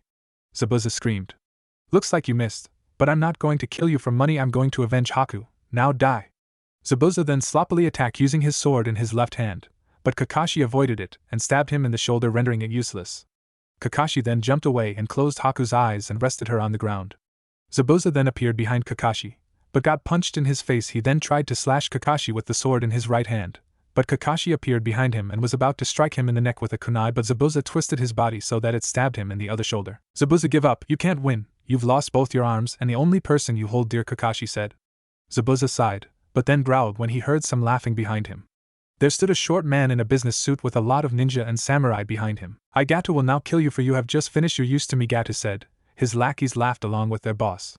Naruto then came out with Sasuke's body and rested it by Sakura, who was now crying her eyes out. Tazuna felt sorry for her, and now understood the life of a ninja. Naruto then stood with Kakashi and Zabuza facing Gato. Hey kid, can I borrow a kunai? Zabuza asked Naruto. Sure, Naruto replied, tossing him one from his kunai holster. Zabuza caught it in his mouth and then rushed towards Gato. Gato then ran to the back of his little mob. Kill him! Gato yelled to his lackeys. The mob then got ready to attack Zabuza when the cloud behind Zabuza took a rather ominous shape, the shape of a demon. Zabuza used their fear to an advantage, slicing them all to get closer to Gato. Zabuza was stabbed all over his back, but he kept going. Why won't you die? Yelled one of the samurai guards. Zabuza then reached Gato and stabbed him in the stomach. Gato gasped in pain and surprise. You're going to hell with me, Gato, Zabuza said menacingly, and then removed the kunai from Gato's stomach, blood spewing out like water from a fountain. Zabuza then leaned back and then, using his lone kunai in the mouth, cut off Gato's ugly little head, sending it flying like a comet with a tail of blood. The mob of samurai and ex-ninja then yelled in surprise when the head of their boss rolled to their feet. Zabuza then fell to the ground exhausted from pain and blood loss. You guys killed our meal ticket, well now we are just going to have to raid the village on of the ex-nin said. He and the others then let out a battle cry and charged, but were halted when an arrow stopped their march. They looked and saw the villagers carrying spears, pans, pieces of wood and knives, wearing pots on their heads, and leading them was little Inari with a steel bowl on his head holding a crossbow. The hero always appears at the last minute, isn't that right Naruto and Ai-san? Inari said with a grin. Naruto looked at the people and then nodded with a laugh. You'll never get into the village, you'll die before that happens, Inari said in a menacing voice. The villagers waved their weapons in the air to support Inari's statement. Naruto and Kakashi then made some cagebunshians, and the ex-nins and samurais all jumped off the bridge and swam away, some drowning from not being able to swim. The villagers cheered and they all walked back to their homes with happy expressions on their faces. Sasuke then woke up and Sakura told him the whole story, and then Tazuna and the team went home to rest. 3 weeks later, Tazuna, Inari and all the villagers were there to say goodbye to Naruto and his team. Inari, no need to cry, I'll come back and visit when I become Hokage, okay, Naruto promised. I'm not gonna cry, it's alright for you to cry, Naruto and Ai-san, Inari retorted. Me cry? No way, Naruto, and the team then turned and walked away. Naruto and Inari were blubbering at seeing each other leave. Baka's Sakura thought. So what you gonna name the bridge Tusan Tsunami? Asked her father while watching the retreating backs of the 4 shinobi. Tazuna smiled. That Naruto boy inspired Inari and all of us to keep believing and fight for ourselves, so we shall name this bridge, but he was interrupted by Inari. The Great Naruto Bridge, Inari shouted. Tazuna chuckled. Yes, the Great Naruto Bridge. A great name for a great work of art. It had been 3 days after the mission to Wave, and Naruto and his team had received their pay, which was a lot, I might add. Naruto and the others then went to their respective homes and slept a lot. So Naruto, being the kind and generous soul he is, decided to pay a visit to Ichiraku Ramen with his froggy wallet, Gamachan, which was bulging with over what seemed to be over 2,000 yen after his nap. Ichiraku Ramen. Hey Gigi, I'm back! Naruto yelled to the old chef. I am. Ichiraku's daughter smiled, knowing that voice anywhere. Hey Tusan, our favorite customer's back, she said with a smile. Naruto, you're back. I miss you, you little gaki. Business has been slow since you left, Ichiraku said. Well, no need to fear, Gigi. I will have your extra large chicken and pork ramen, please. Naruto said with excitement, for he had not eaten his favorite food in over 3 weeks. A few seconds later, Ichiraku came back with the 2 piping hot bowls of ramen. Here you go, enjoy, Ichiraku said with a large grin. This boy will have me retire early with all that money, he thought. Naruto then continued inhaling high ramen until he was full, which consisted of a neatly stacked tower of about 31 bowls. Ah, that was good, Naruto said, patting his stomach in satisfaction. See you later, old man, gotta go meet with the team, Naruto said with a wave. Come back anytime, Ichiraku said with a large grin. Sai, so much like his father, even has his appetite for ramen, the old ramen chef said. Training ground 7. Hey Sasuke team, Sakura-chan, and how are you this fine morning? Naruto asked with his cherry attitude. Hey Naruto-kun, I'm good, you? Sakura replied, also in a good mood. Sasuke looked up from staring at the koi fish in the nearby river. Hey Dobe, I'm good and you seem happier than usual, Sasuke said with a grin. I'm fine, Sakura-chan, and Sasuke, I'm just happy because we just beat an A-ranked mission. I learned some new jutsu which I would be happy to teach you team, so don't fret your little ass off, and I just had a whole lot of ramen. Naruto said, yelling the last part. Sasuke smiled, but scowled at the ass comment. Sakura was just plain happy at seeing her 2 teammates happy. You see, the 3 of them had grown rather close over the past few months they've spent as a team.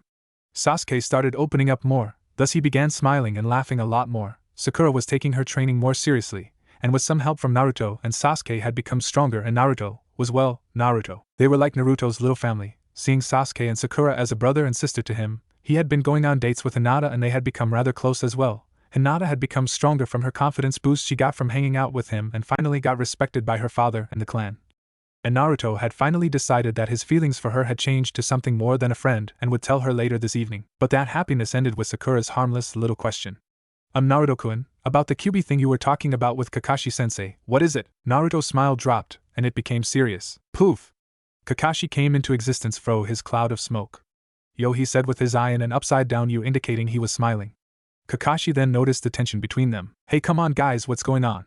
He asked. I thought you guys worked everything out. We have sensei, it's just I was about to tell them about my tenant now, Naruto replied in a monotone. Kakashi said as realization hit him. Well, carry on, Kakashi said, taking out his orange book. Naruto sighed and told Sasuke and Sakura to sit with him by the tall tree they used during their tree climbing exercises. Okay guys, do you the tale of how the Kyuubi was killed by the 4th Hokage? Naruto asked them. They both nodded. Well, that story they told you was lie to cover up the truth about what really happened. Naruto said. What do you mean, dope? Sasuke asked, confused. Yeah, Sasuke-kun, and I don't understand, Sakura added. Well, you see, you can't kill a demon, but you can seal it. The 4th used a very advanced sealing jutsu which sealed the Kyuubi's soul into a young baby who just had his umbilical cord cut. This was done with the cost of the 4th's life, and that baby was me, Naruto finally finished. Sasuke and Sakura were shell-shocked. Their eyes were wide as plates and were slack-jawed. I understand if you don't want to be my friends anymore, Naruto said with tears in his eyes. Kyuubi was watching this from inside Naruto's mind, waiting for the two Genins' response. Come on, talk already. The kid's getting more and more miserable, Kyuubi thought. Sasuke was the first to answer. And why would we do that? Sasuke asked with a grin. Naruto looked up, his electric blue eyes full of surprise from Sasuke's question. Yeah, honestly, Naruto, do you really think we're that shallow to hate you for something that saved the entire village? Sakura added. Naruto then cried tears of joy and glomped them. Arigato, Nechan, and Naruto sobbed. The raven-haired boy and pink-haired girl smiled softly and rubbed Naruto's back in comfort. You're welcome, and they both thought. Kakashi was watching the whole thing from a distance. Well, looks like things will be a lot different from now on. Alright, training, Kakashi said. Alright guys, time to train, Kakashi said, appearing in front of them. The three of them stopped their little hugging thingy and Naruto wiped his eyes and then got ready for today's fun activity. Bring it on, sensei. We can take it, Naruto said, his eyes full of determination. Alright, then you all will spar with me until you can beat me again. A/N. Kakashi's sad about how they beat him during their first meeting, and then Naruto will train with Kyuubi after, while I train Sasuke and Sakura in some ninjutsu, Kakashi said.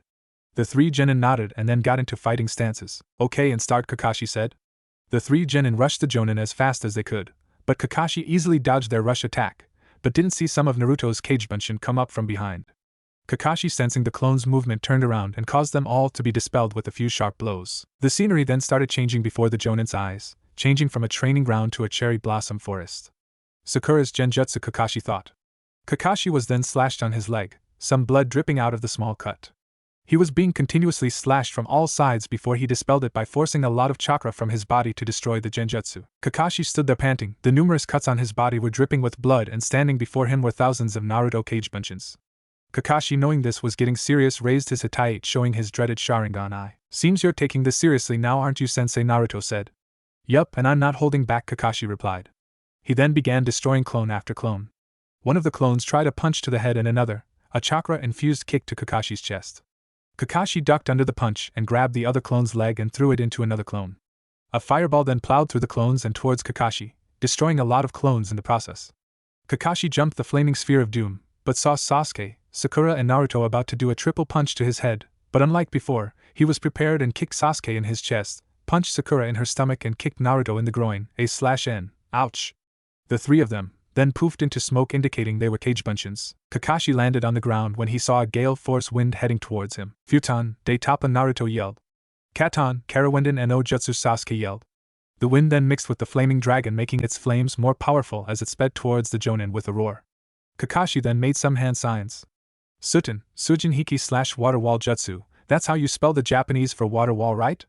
The wall of water then rose up from the river and moved in front of Kakashi, protecting him from the fire blast. But Sakura came up from behind and held a kunai to his throat. We win again, sensei, Sakura said with a cute smile. Kakashi sighed. This starting to get old. I need to come up with some new stuff, he thought. Good job, guys. But looks like I won't be able to train you anymore. That spark took a while, so you can go home, Kakashi told them. The three Genin then got up from their rest to go home. Oh wait, I almost forgot. Here, take these, Kakashi said, holding 3 pieces of paper in front of them. They each took one. What are these? Sasuke asked. Those are your applications for the Chunin exams that will be held here in Konoha, the Jonin told Sasuke. You really think we're ready for this big of a tournament? Naruto asked. Kakashi nodded with a smile. Yada! The 3 genin cheered. They then rushed to Ichiraku to celebrate. Kakashi chuckled at their antics and then took out his Ika Paradise book. John then went to go see Linda at the hot springs. Kakashi read with a perverted giggle. After their celebration and coming up with new strategies for the exams, Naruto went to the Hyuga compound to talk with Hinata. Naruto arrived at the gates of the clan and spotted a guard there. Hey Hyuga-san, may I see Hinata please? Naruto asked. Of course Uzumaki-san, follow me, the guard said. You see, the elder Hyugas knew of Naruto's heritage and treated him with respect, but knew not to tell their children, especially Hinata. Here you are, the guard said as they reached the main branch building. Arigato, Naruto said as the guard used Shunshin no Jutsu / body flicker jutsu. Naruto then knocked on the door. Coming, said a female voice from inside the house. The door opened, revealing Hinata. Oh Naruto-kun, what are you doing here? She asked him. Naruto gulped and began his sentence.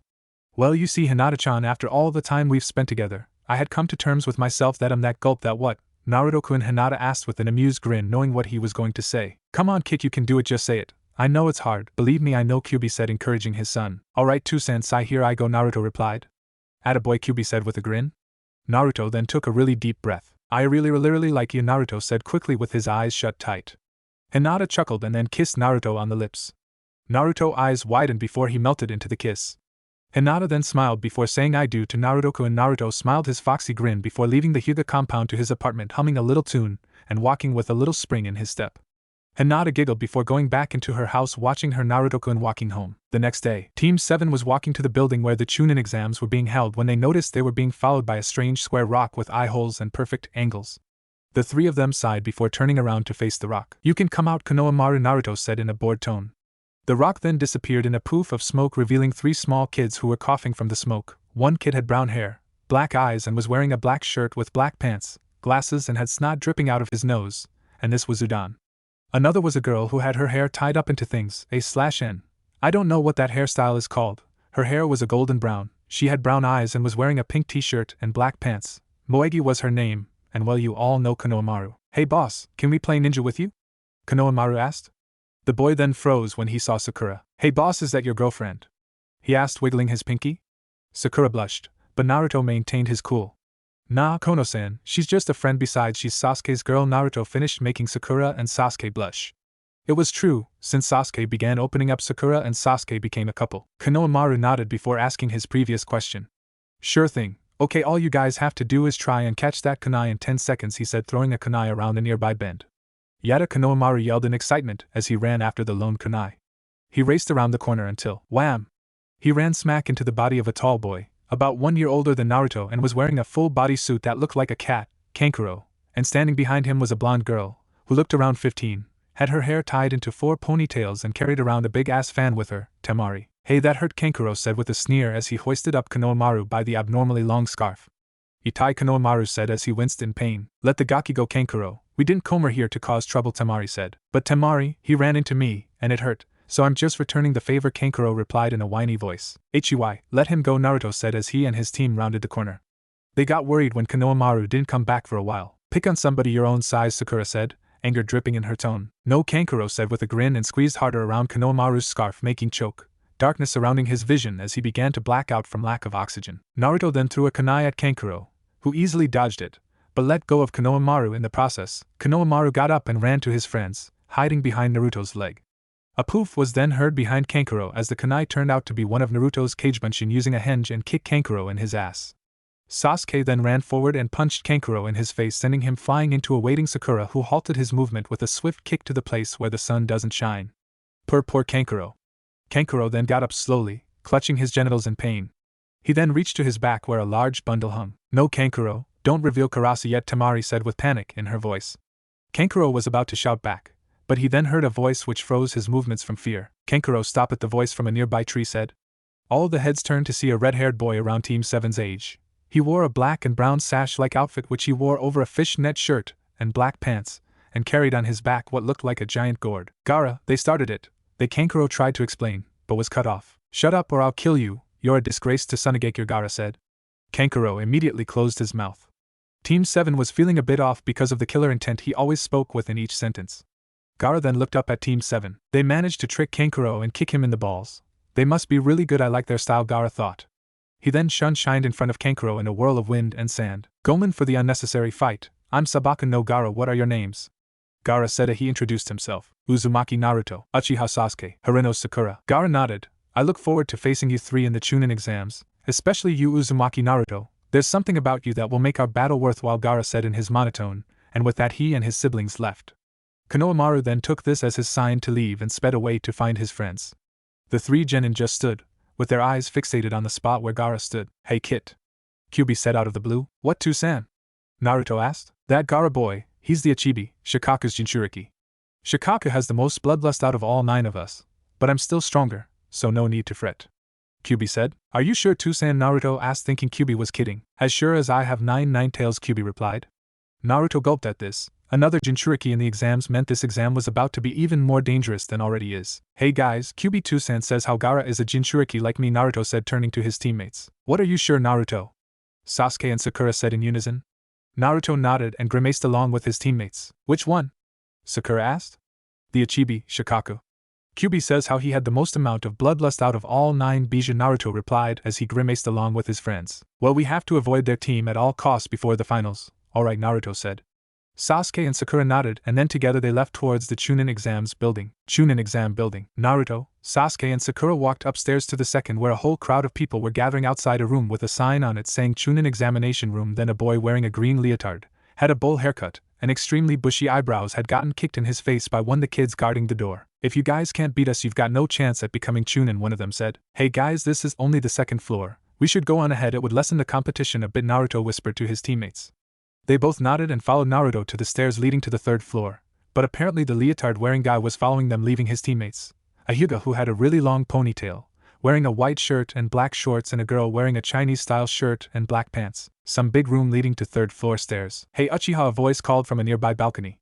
Team 7 looked up towards the balcony and saw the bushy-browed, green leotard-wearing boy who looked around 1 year older than them. The boy then jumped down, glaring at the team before spying Sakura. A smile then cropped out on his face and he winked at her. A little heart then all of a sudden flew out of his eye, A/N. Like in the anime, Sakura screamed in fear and hid behind Sasuke to avoid it. Sasuke-kun, that bushy-browed freak has a crush on me, she whispered to him. Sasuke then glared at the boy. No one makes a move on his girlfriend, and no one. I am Rock Lee and I would like to fight you to test my flaming powers of youth over your genius, and if I win I get to take Sakura on a date, Lee said. Naruto then walked up and whispered something in Sasuke's ear. Sasuke looked surprised for a while before nodding. Sorry, bushy brows. But maybe next time during the exams, and also Sakura's my girl, alright, Sasuke said, and then turned to go to the exam room. Lee then sat down and sobbed rivers before composing himself, and went back to his teammates. Chunin examination doors. Naruto, Sasuke and Sakura then arrived at the doors to the examination room and then saw their silver-haired sensei. Hey guys, Kakashi said, looking up from his little orange book. Kakashi-sensei, what are you doing here? The 3 genin asked the jonin. Kakashi chuckled. I'm here to see my star students off before they become Chunin, that's what. Kakashi said with a grin. Naruto grinned. Well, we will become Chunin, and we will totally kick some ass, right guys, Naruto said, turning to his teammates. Of course, Baka. What else do you expect from the first team ever passed by Kakashi of the Sharingan, Sakura said, smiling. Sasuke just grinned and gave a thumbs up. Well, good luck guys, not that you need it, Kakashi said before poofing away. Sakura and Sasuke then each opened a door with Naruto walking through it. The 3 of them walked in to see a large group of genin glaring at them upon their entering. What was all they could mutter? There were genin from many various villages, Amigakure, Kusagakure, Tsushigakure, etc. Sasuke-kun! An annoying shrilly voice yelled. Yamanaka Ino then latched onto Sasuke's neck and winked at him. I've been waiting in excitement for you, she whispered seductively. Sakura and Sasuke glared at the annoying platinum blonde girl. Ino pig, let your stupid hooves off of my Sasuke-kun, Sakura said with a lot of killer intent. Sasuke had managed to escape and then kissed Sakura. Sasuke then stopped looking at a shocked Ino. See Ino, Sakura-chan and I are a couple, so leave us alone, he said with a smirk. Ino growled and then started to lunge at Sakura before she was interrupted by Naruto. Yeah, Ino, leave my teammate alone, now, Naruto added. Ino glared at Sasuke, but gasped when she saw Naruto. Naruto, is that you? She asked. Naruto was dressed in a dark blue, short-sleeved t-shirt with the kanji for fox on it, which he wore over his vest. It also showed off his muscles. He also wore a pair of black long pants, like in Shippuden, with his black ninja sandals. In the flesh, he said with a grin. Hey Ino, could you keep it down? It's really troublesome when you yell, a lazy voice said. There stood Naro Shikamaru with his trademark hands in his pockets with the Kimichi Tsuji who was eating away at a bag of chips. If it isn't the Baka duo, Sakura said with a smirk. Will you please stop calling us that? Shikamaru asked with annoyance. Nope, she replied. Shikamaru sighed before walking over to the window to look at the clouds. Hey Sasuke, a loud and brash voice yelled from the other side of the room. Inuzuka Kiba, Aburaim Shino and Hyuga Hinata, Team 7 turned to face Team 8 as the former walked over to the latter. Hey Hinata-chan, Naruto said with a smile as he walked over to Hinata and then gave her a kiss on the cheek. Hinata giggled at his show of affection. Good to see you too, Naruto-kun, Hinata said.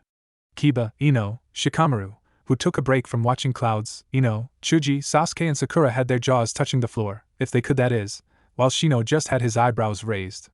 Naruto and Hinata looked at them with a chuckle. Oh right, guys, I forgot to tell you, me and Hinata are together and so are Sasuke and Sakura, Naruto said. Their jaws dropped lower than before, except for Sasuke and Sakura who blushing, turning into human tomatoes. Hey, rookies, put a lid on it. Some people would kill you for being loud if this wasn't just the waiting room, a young man said. The Rookie 9, as they have been dubbed, looked to see a young man with silver hair and a ponytail, glasses and wearing a purple and gray top with black pants. And who are you, to tell us what to do? Kiba asked in a cocky tone. I'm Yukushi Kabuto, and I'm someone who failed the exams over 5 times, Kabuto said. Naruto and the others were shocked. Were the Chunin exams that hard? Since you're a regular, can you tell us about this exam? Naruto asked. Everyone, except Hinata, Sakura, Sasuke and Shikamaru, looked at him weird since the other 4 knew about Naruto's hidden intelligence. Yes sure, Kabuto said. He then took out a pack of cards from his pocket and took one out of the pile. What are those? Ino asked. These are information cards that are specifically designed and made, by yours truly, to store any information that I have gathered and then relay it to my allies by just shoving chakra into the card, Kabuto replied. How? This time asked by Hinata, her head resting on Naruto's shoulder. Like so, Kabuto said, shoving some of his chakra into the card. Then a map of the elemental continent appeared along with some holographic bar graphs, but everyone said in amazement. Kabuto chuckled and then explained more about the exams and about the new Otogekyo, which since they are new don't have much ninja participating. I can also show information on certain genin if you wish, Kabuto said. Team 7 then stepped forward and then told Kabuto the names of the genin they wished to know about. Sabaka no Gaara and Rock Lee, Naruto said. The others looked at Team 7 with the what the hell are you talking about face. The 4 genin ignored their stares and then focused on the 2 cards Kabuto just pulled from the deck. Let's see Rock Lee. He's a genin from Konoha just like most of the genin here. But he's 1 year older than you. He has practically no stats in genjutsu and ninjutsu, but his taijutsu skills are through the roof. His teammates are Hyuga Niji. Hinata frowned when she heard her cousin's name, but regained her composure, and Tenten and his sensei is Mato Guy, the best taijutsu user in Konohagakure. He has done 69 D-rank missions and 13 C-rank. An average amount for a genin team that lasts only 1 year so far. Kabuto said, surprised at the taijutsu stat on the card. This Lee kid must be really strong if he had taijutsu skills like that, and that he was trained by the best taijutsu user in the country. Next is Sabaka no Gaara, Kabuto said, lifting up another card. It says here that he, like his name suggests, is from Sunagakure. His teammates are his older siblings, Kankuro and Temari. Their sensei is unknown, but specializes in wind jutsus. Gaara and his team have done 32 D rank, 10 C rank and 1 B rank, impressive, and is said to come out of each mission without a scratch, Kabuto exclaimed, his eyes widening at the last part. The Rookie 9's eyes widened too, coming out of all your missions without a scratch. I mean D ranks, I can understand, but C's and B's, what is this guy? Shikamaru questioned himself, but Team 7 knew and then looked around for Gaara and then spotted him sitting with his siblings and was staring back at them. Uzumaki Naruto, mother wants your blood, Gaara thought, looking at Naruto with a wild look in his eyes. Naruto then stared back at Gaara and then looked back at Sakura and Sasuke with a look that said, I think he's crazy. Poof! A large plume of smoke then appeared in front of the classroom, exam room. And when the smoke cleared there stood a large group of Chunin along with a Jonin who wore long black pants, a standard Jonin outfit, and a large black trench coat which he wore over it. Okay, Yugakis, go to your seats. I'm Marino Ibiki and I will be your proctor for today's written part of the Chunin exams, Ibiki said. Naruto started to sweat. I'm gonna die. Oh Kami-sama, just take me now, he prayed to himself. Okay, Yugakis, take your assigned seats from the other proctors so I can start explaining to you about the exam, Ibiki said. All the genin then did as instructed and sat in their seats. Same seating arrangement as in the anime. Alright, you brats, allow me to welcome you to your very first Chunin exams. For others, welcome back, Ibiki said with a smirk. The Rookie 9 all turned heads to look at Kabuto, who just smiled. Okay, so the Chunin exams are like this. You first have the written test, which is led by me, another test which tests your survival skills, and finally the final exams which test your fighting capabilities to see if you're fit for Chunin. The genin all nodded. Now then, for my part of the exam, Yugakis will do a test which consists of 10 questions. Each question is worth 1 point, and therefore if you get all your questions wrong you get 0. If you lose 1 mark, you have 9 points, etc. And if you are caught cheating, You and your teammates are immediately disqualified and will have to try again next year. Ibiki finished grinning like a madman when he saw the terrified looks on the Genin's faces. Oh boy, this gonna be a fun exam this year. This test is 1 hour and 45 minutes long, and also if one teammate doesn't answer a question, that person's team also fails, Ibiki added, making most of the Genin pale. The Genin then received their tests, and the Chunin exams began. Now then, with our blonde enigma, he was looking at the questions with a lot of concentration. A lot. Okay, first question. If you throw a shuriken at a perpendicular angle to the ground and takes 30 seconds to hit a nearby enemy, find out the distance it traveled before hitting the enemy. Naruto was already sweating as he looked at all the other questions. Kyuso, all these questions are all almost or are impossible to solve. It's almost as if they want us to, Naruto thought as realization hit him. With Sasuke, seems as though they want us cheat. Sakura won't need to since she's a genius, but I hope Naruto figures it out. If he doesn't, we all fail. Sasuke thought as he looked at his teammates, first Sakura then at Naruto. Naruto's head was against his desk, clutching his hair. But then Naruto got up with a start, and you could probably tell he was grinning. Looks like he figured it out, Sasuke thought, and then returned to his test paper by copying somebody's answers with the Sharingan. With Sakura was on fire. She was answering questions so fast it looked like her hand was a blur. Okay, I've answered all 9 questions and the 10th question isn't told until 45 minutes are left in the exam, so I'll just take a nap, Sakura thought, smiling at her final thought, and then closed her eyes and fell asleep. Back with Naruto. Looks like it's time for those enhanced senses QB2-san gave me to be tested out. Naruto closed his eyes and then focused on his sense of hearing and listened to the sounds of the pencil's writing. He then focused his hearing onto one of them and blocked out all sounds except the sound of that one pencil. His eyes then shot open and he was grinning like a madman, making Hinata, who was sitting next to him, look at him weird, but then smiled softly as she knew why he was grinning so. Naruto then began writing answers as fast as he could. He had just reached the 8th question when he heard those 2 fateful words. Time's up, Ibiki said. The 10th question will now be revealed. All the Genins except for the rookie 9 gulped in anticipation. But before I say it, which of all of you here would like to drop out of this exam? If you wish to, do so now, Ibiki stated. Then immediately after, Ibiki asked that at least 15 teams dropped out, leaving the rookie 9, Team Guy, the Sand team, the Odo team and about 22 other random teams stayed behind. Ibiki nodded with a grin. For those of you who stayed, congratulations, you passed, Ibiki said, smiling at the awestruck Genin. Then Temari stood up and asked what was the 10th question. Ibiki was about to explain, but Sakura got to it first. Well, you see, the point of this exam was to do information gathering. A ninja is required on some missions to get information. However, the 10th question was made to test if those who stayed are ready for the tasks ahead on the road to becoming Chunin, so therefore you could have just done this test without answering a single question, Sakura answered with a smile, proud of her answer. Ibiki nodded and then removed his bandana around his head. The girl is right, information is important, and could help during, for example, the 3rd Great Shinobi War, he said, and then completely removed his headband, showing he had burn marks, long scars and puncture marks from screws being inserted into his skull. The Genin all felt like they wanted to hurl, some on the verge of doing so. Sometimes information can cost you your life, and as you have just seen, I nearly lost mine in the effort to do so, Ibiki finished while tying his bandana back on. Crash! A nearby window was shattered and a rolling black blob came through it. Kunai then pinned themselves to the 4 corners of the front wall, showing a black tarp the size of the wall, and written on it, it says AKO rules. And there, standing in front of said wall, was a woman, probably early 20s, with purple hair and was wearing a skirt and a wire mesh bodysuit, and over that she wore a long, large yellow/brown trench coat. A/N. If it wasn't for the trench coat and the skirt, she'd be a walking Ika paradise. Alright brats, your time with Ibiki is over and now you are to come with me, the coolest Jonin ever, Mitarashi Anko, proctor of the 2nd part of the Chunin exams. Anko yelled. The class was silent and a little cricket could be heard chirping in the distance. Ibiki then removed himself from behind the tarp. Anko, you're early again, Ibiki told her. Anko's sweat dropped. Oh, she said with a face that said, an experienced Jonin, just embarrassed myself in front of a whole bunch of Genin, great first impression, Anko.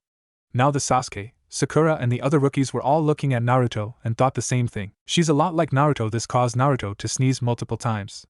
I wonder who's talking about me, Naruto wondered, looking around the classroom. After the silence, minus Naruto's sneezing, Anko then told them to follow her to the area where the 2nd part of the Chunin exams were to be held. The Genin all reluctantly followed. In Naruto's mindscape, Kyubi was looking at the pond created in Naruto's mindscape, but this was no ordinary mentally made pond. This pond made Kyubi see what Naruto was seeing, and when he saw this Anko person, he was rolling on the ground laughter, and injured his spleen, which of course healed. After that, Kyubi began to think if he should teach Naruto, knowing that the final part of the exams let their competitors take a 1 month off to train. What to teach? No, not that one. That's it, I'll give him the greatest techniques a Lord of the Foxes can give.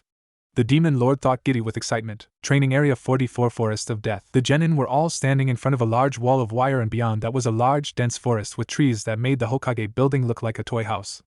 Enko was facing them with a small smile on her face. Hello, my little genin. This is where your survival skills come into play. This is where your second part of the Chunin exams take place. Welcome to Training Area 44, also known as the Forest of Death, she said in a scary tone, and a crazy smile plastered on her face. The genin gulped in fear. Not Team 7, they wore looks of seriousness, and looked like they could take on the Bijou and win. Oh, Forest of Death, I'm so scared, Naruto said in a sarcastic voice. That's the biggest load of shit I've heard yet. Enko glared at Naruto, and then flung a kunai intended to give him a cut on the cheek. But Naruto expected it, and tilted his head to the side. But then Enko appeared in front of him and sent a fast kick to his head.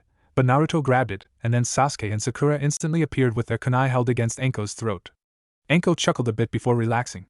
Naruto let go of her leg, and Sasuke and Sakura pocketed their kunai.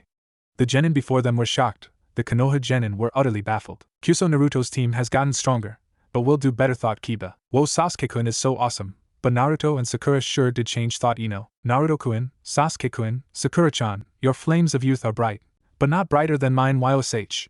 Guess who thought that? If you don't know, you are the most retarded person on earth. Well, looks like we got ourselves a special bunch here, Enko said with her creepy smile. Then Akusa genin shunshine next to Enko with her kunai in his tongue. Dub OMG. Here's your kunai back. Enko-san, the long-haired Kusanin, said. Arigato, now go back with your team, and just because you're excited doesn't mean you have let off bloodlust, Enko said.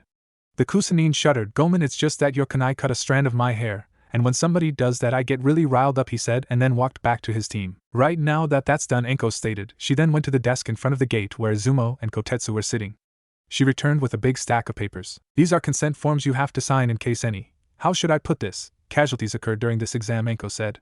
You mean if there is a death or deaths? Naruto asked. Precisely, Enko replied. The genin then signed the forms and gathered back at the main entrance of the forest. Now let me explain the rules of this exam. You are to get 2 scrolls before the exam begins, one of earth and one of heaven, she began. She then pulled out 2 scrolls from her pockets. The black scroll on the left was earth, and the white one on the right was heaven. Your goal is to obtain the other scroll from the other teams by any means necessary.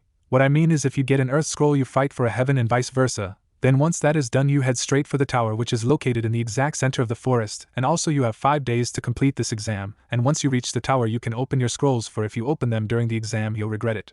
Enko explained. The genin nodded. Good, now go and stand in front of the gates assigned to you, she ordered.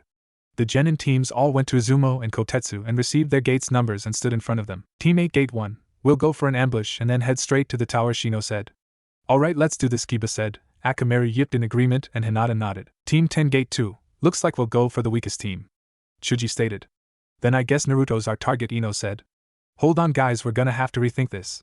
I would have gone for Naruto too, but judging from that little display before, Naruto has most likely improved a great deal, Shikamaru added.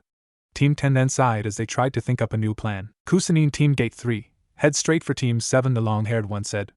His teammates nodded and prepared themselves for the exam to start. Kabuto's Team Gate 4, hope you make it through, Team 7, Kabuto thought, adjusting his glasses. Team 7, Heaven Scroll Gate 5, so Naruto, what's the plan?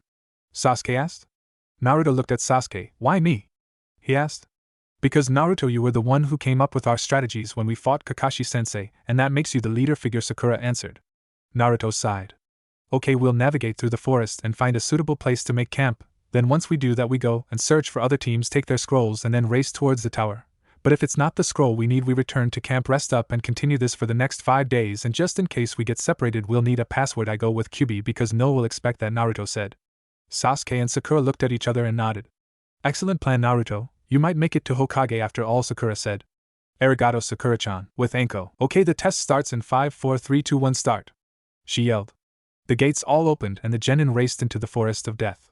5 minutes later the screams of terror and death filled the air. Already, Kami, these kids suck, Enko said while munching on a stick of dango, with Team 8. Team 8 was waiting for a team to trigger their trap. The trap consisted of a basic tripwire trap which catches the team in a net, and then the forest leeches which occasionally drop down from the tree will land on them, judging from Shino's calculations, and suck them of both blood and chakra, and they will then take the scroll.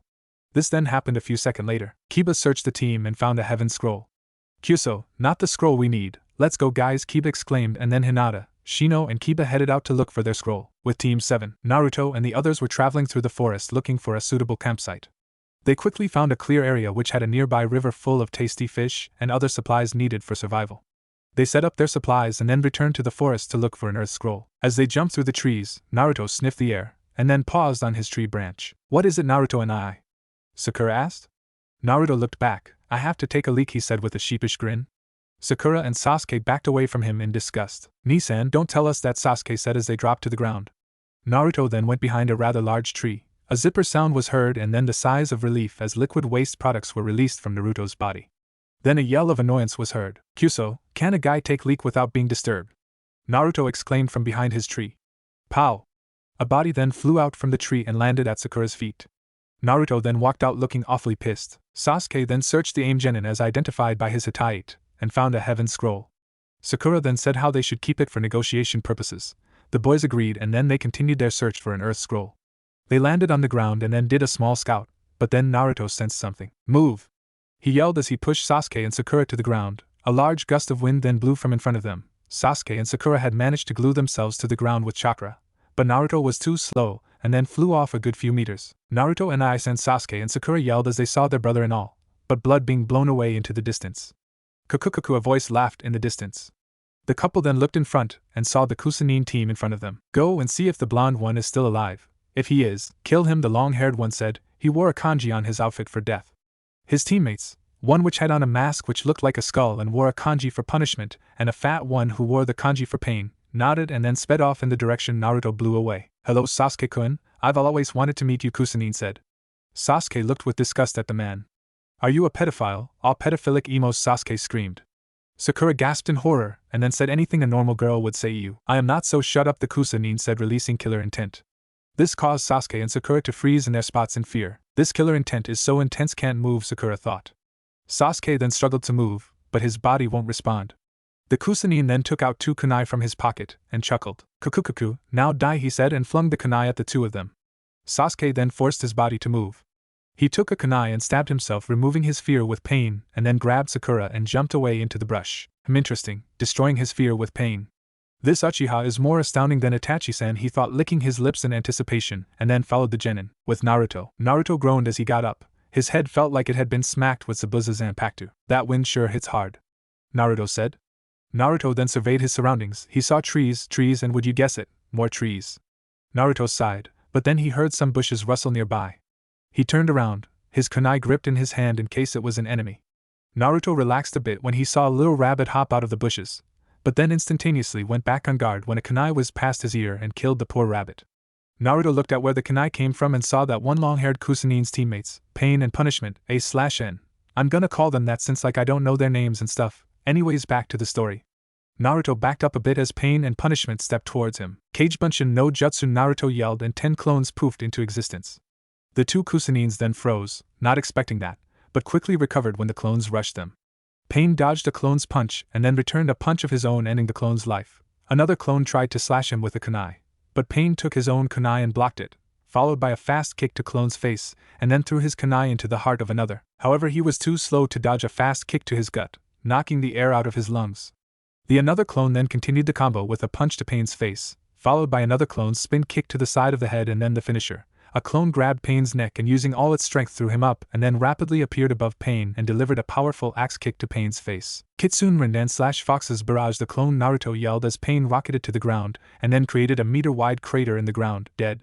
Punishment, who had destroyed one of the remaining clones, watched in anger as his teammate was defeated by the blonde Gaki. Turning his head towards the original Naruto, who was cheering on his clones, making motions with his fists and feet like someone would do when they were watching a fighting flick. Punishment rushed up to Naruto, kunai in hand, and stabbed Naruto in the heart. Naruto looked at Punishment with a surprised look on his face before it turned to a foxy grin.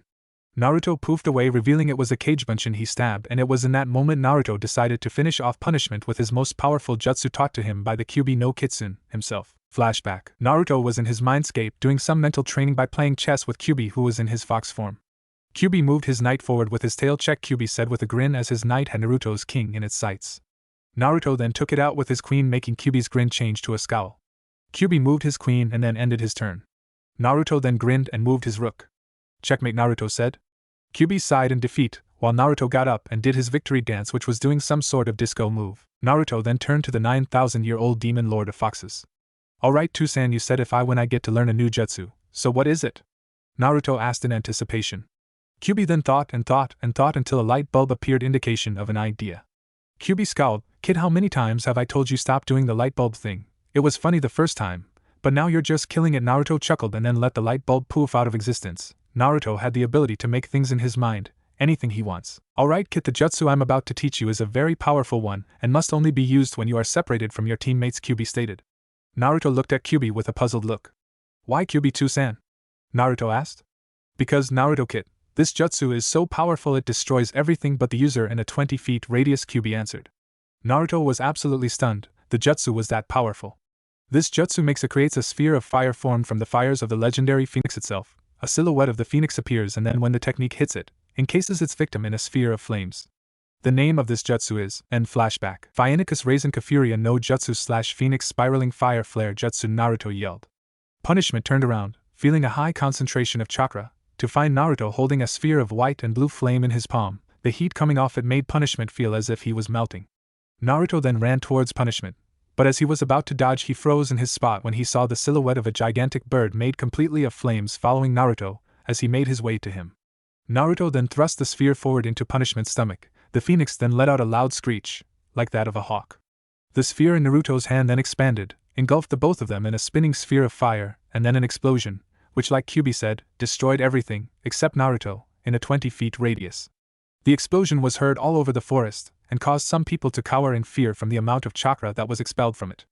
After the explosion, there stood Naruto who was crying, inside of a 15 feet deep crater. The phoenix silhouette gave one last cry before disappearing in a poof of ash. Naruto then looked at his hands and then his whole body as if he didn't know who he himself was. He had just killed. It's alright kid, it's part of every ninja's life to kill. The first kill is always the hardest to overcome, Kyuubi said in a comforting tone. Naruto then sniffled a little bit before rising to his feet. You're right, I can't let this hold me back. I need to become Hokage and save Sasuke and Ai-san and Sakura Nei-chan, Naruto thought. Attaboy, let's go. Naruto nodded and then with newfound determination he sniffed the air and found Sasuke's and Sakura's scents, and then leapt into the trees to find them. With Sasuke and Sakura were exhausted. They just finished avoiding that weird snake like Kusanin's snake summon. Did this guy ever run out of those things? They were resting against a tree and were breathing hard from all that jumping and running. Sakura then saw a giant snake appear behind Sasuke who was facing her. Sakura was about to shout when Sasuke covered her mouth. No shush Sakura, we can't give away our location, Sasuke told his girlfriend. Sakura noticed the scared look in his eyes, but that didn't stop her. She removed Sasuke's hand from her mouth. Snake! She yelled. Sasuke turned around and saw the humongous reptile poised to strike them, but Sasuke in a rush of adrenaline jumped up and threw a flurry of shuriken at the snake. The snake then let out a hiss of pain as it fell to the ground, dead. Sasuke let out a breath of relief, but then looked up in surprise when he heard a squishing sound. The Kusanin emerged from the head of the snake's carcass. The prey must never let down their guard when they are still hunted by the predator, Kakuku, he said as he stepped down onto the thick tree branch where Sasuke and Sakura rested. Sasuke then grabbed Sakura and jumped up to a higher branch. Sasuke watched in horror as the Kusanin did something much unexpected. His body seemed to compress together as he slithered, that's right, slithered, up the trunk of the tree, fangs bared to bite. Sasuke froze in fear. We're gonna die. Oh, Kami-sama helps us please, please, Sasuke mentally screamed. The Kusanin's movements were halted when a flurry of kunai and shuriken appeared in front of him. The three people turned their heads to see the and only Uzumaki Naruto, standing on a branch with a confident grin on his face. Naruto and Ai-san. Sasuke and Sakura yelled. Naruto then jumped down to Sasuke's branch. Gomen nasai guys, I was held up by this guy's goons, so are you guys alright? Naruto said / asked. Yes, Sakura replied, but as you can see this pedophilic snake freak has been chasing us, and we lost one of our heaven scrolls. Naruto glared at him, but then heard Kyuubi roar loudly within his mind. Naruto had never heard such a feeling of anger from Kyuubi before. Unless you guys take a rest, I'll fight him now, Naruto said. Two-san, is this him? Naruto asked. Yes, it is, kid. So just do me a favor and kick this Bakayero's ass and tell him no one messes with the son of the Kyuubi. You got it, Naruto replied. Okay, Orochimaru, time for you to go down, Naruto said. Sasuke, Sakura and the Kusanin looked at Naruto surprised. Naruto, how do you know who this is? Sasuke asked. This is the guy that forced Kyuubi to attack the village, the Nukenin, former Konoha Sannin who has the ability to summon snakes and also has the attributes of a snake, Naruto answered.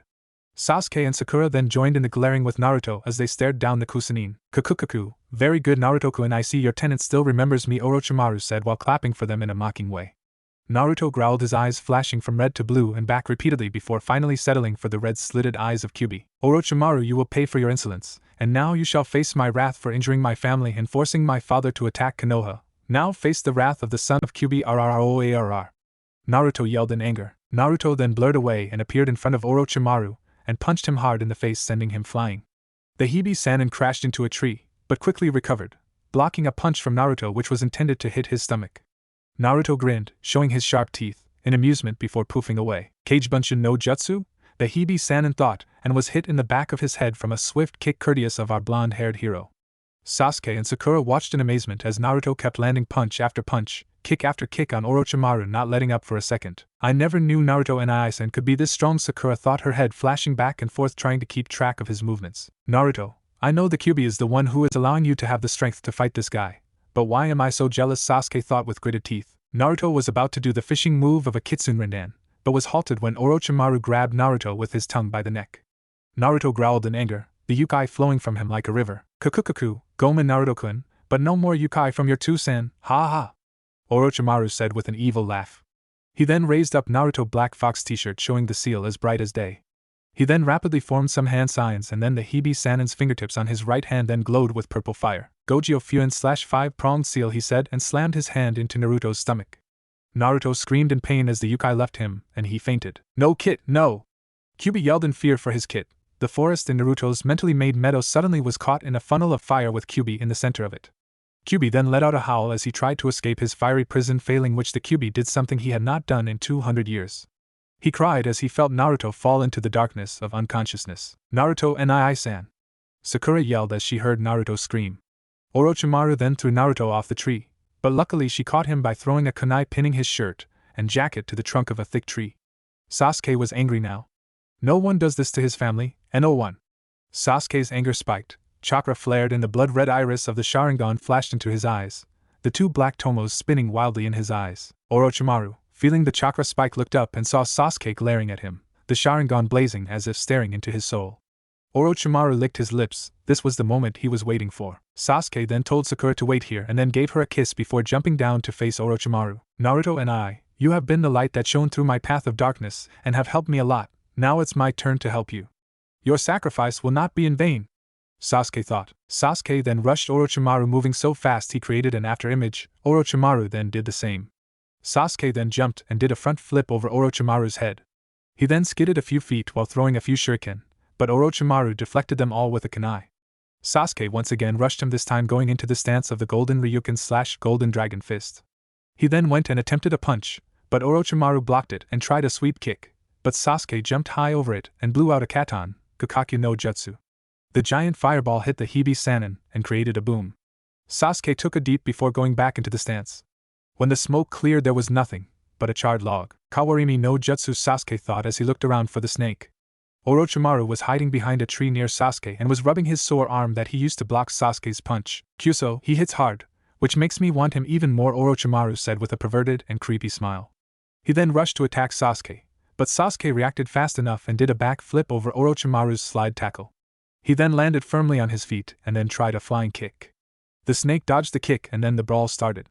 Sasuke kept fighting with all his heart and skill, using every taijutsu move he knew for the Golden Ryuken, but the Sannin kept blocking his attacks. Sasuke then saw an opening and hit Orochimaru in the stomach, making him double over in pain. Sasuke then grabbed him and threw him off the tree branch they were fighting on, making it so the Hibi-Sannin was falling head first. Sasuke also jumped off and wrapped his legs around the snake's neck and bound his legs with his arms. The fall then ended when Orochimaru's head smashed into the thick branch of a tree, creating a thick cloud of smoke. Sakura jumped down, retrieved Naruto, and then hopped onto the branch above them, careful not to interfere with the fight. She smiled thinking Sasuke had won, but then gasped when she saw that Sasuke was standing in front of a glop of mud. Another Kawarimi, she thought. Time skip A/N. Getting boring typing up the whole fight. How could he have survived Sasuke's Katon, Ryuken no Jutsu / fire style, Dragon Fire Jutsu? Sakura thought in disbelief. Orochimaru's neck then extended and bit Sasuke on the crook of his neck. Sasuke screamed and gasped in pain as he clutched his where Orochimaru bit him on the neck, the curse seal forming on that spot before fainting from the pain and exhaustion. Kukukuku, a little present before I go. Don't forget Sasuke needs power to fulfill his ambition, and I can give it to him. Sooner or later, he will seek me out, in the lust for power, Orochimaru said, and then sunk into the trunk of a tree, leaving a crying Sakura with an unconscious Uzumaki Naruto and Uchiha Sasuke. Some secluded part of the forest. Sakura laid out some traps for enemies while she nursed the boys back to health. She tucked her long pink hair behind her hair as she watched Naruto and Sasuke sleep. These two, they fought so hard just to protect me. Well, Naruto also did his fight for Sasuke and Kyuubi, but I guess it's along the same lines," she thought. She then heard a rustle in the bushes and drew her kunai. She was relieved when he was shown to only be a squirrel, but then threw the kunai to scare the squirrel when it headed for the traps, so when it ran back into the woods, Sakura returned to watching the boys. A few minutes later, Sakura heard another rustle in the bushes and saw a trio of Otogekyu ninja walking toward her. One of the ninja was a boy had long gray hair, I think, who looked like a mummy and wore a long-sleeved jacket, black pants and a silver-like gauntlet. The other boy had spiky brown hair and wore a black pants with a vest/shirt with the kanji for kill on it.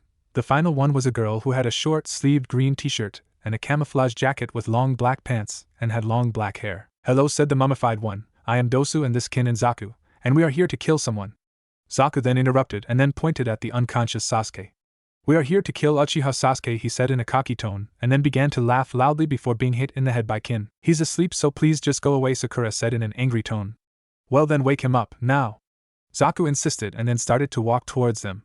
Sakura grinned as he was walking straight into her trap. "Stop, Zaku, this is a trap. The ground we are standing on is not fertile soil, not a place where grass can grow," Dosa said, examining the ground. Zaku laughed as he bragged about not falling for the trap. Sakura then became paranoid and then set off the first trap, which was to send a flurry of shuriken and kunai at them, but Zaku used some sort of mechanism in his hand to blow them back. Sakura then activated the second trap, a large pit which just happened to be located where they were standing.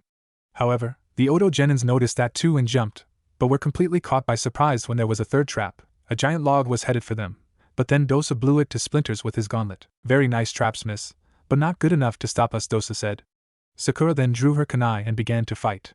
Due to being outnumbered and outskilled, Sakura was caught by her long hair by Kin. Kin then began to mock her and call her a stupid excuse for a ninja. This got Sakura so angry she cut off her pink locks, making it reach her neck.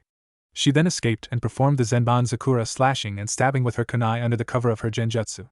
However, she had wasted a lot chakra and the Sakura Blossom genjutsu was dispelled and there stood three bloody Oto Genins. "Kyuso, team, you'll pay for that," Zaku said in anger and rushed her. He grabbed her by the hair and smashed her face into the ground repeatedly until Zaku felt an ominous chakra. There stood Sasuke and Naruto, awake and angry, facing killer intent towards the Oto Genin. "Sakura Ne-chan, who did this to you?" Naruto asked, angry, his blood-red eyes staring at the three Oto Genin. His claws twitched, wanting ripped flesh from bone, and his whisker marks more prominent, making him look like a cat of some sort. "Answer him, Sakura-chan. Arigato to protecting us for this long, but we'll take over now." Sasuke said. He was covered with black markings that resembled flames, his Sharingan blazing and covered in purple chakra. "I did this," Zaku answered in his cocky tone. Sasuke and Naruto then looked up from Sakura to Zaku. "Then you died today," they said. Zaku laughed, and then said "Zankaha," he yelled, and then the holes in his hands sent a strong gust of wind at the two. Naruto then held out his arm and slashed downward, sending the winds off course. Then Zaku tried an even stronger Zankaha and caused a huge dust cloud. The cloud cleared and the place where Naruto and Sasuke stood was empty. "Ha, I blew them away," he exclaimed. "Blew who away?" said two voices behind Zaku. Zaku turned to see two fists before they smashed into his face, ending him flying. He then got up a few seconds later, and then Naruto and Sasuke shone behind him, and then they each grabbed one his arms and then planted one their feet on each shoulder blade and began to pull. Zaku screamed and screamed until a loud snap was heard. Zaku moaned in pain and then blacked out. The two demons turned to Dosa next, but Dosa said, "I surrender, please take my earth scroll and leave us alone," placing the scroll on the ground. Dosa then took his teammate, and then he and Kin jumped away. When Dosa left, the killer intent and bloodlust left them, and then they both fell to their knees in exhaustion. Sakura cried tears of joy to see the boys back to their old selves, and then after Sakura picked up the earth scroll, and now having both scrolls needed for the test, the three of them headed straight for the tower. Naruto, Sakura and Sasuke entered the tower, which had taken a while to find, and getting attacked by other teams and giant animals, covered with cuts and scrapes. Naruto and Sasuke were the ones who were really exhausted. Apparently the use of the cursed seal and the Kyuubi's Yukai had taken a larger toll on their bodies than expected. They then stared at the heaven and earth scrolls held in Naruto's hands. They looked at one another and nodded to each other.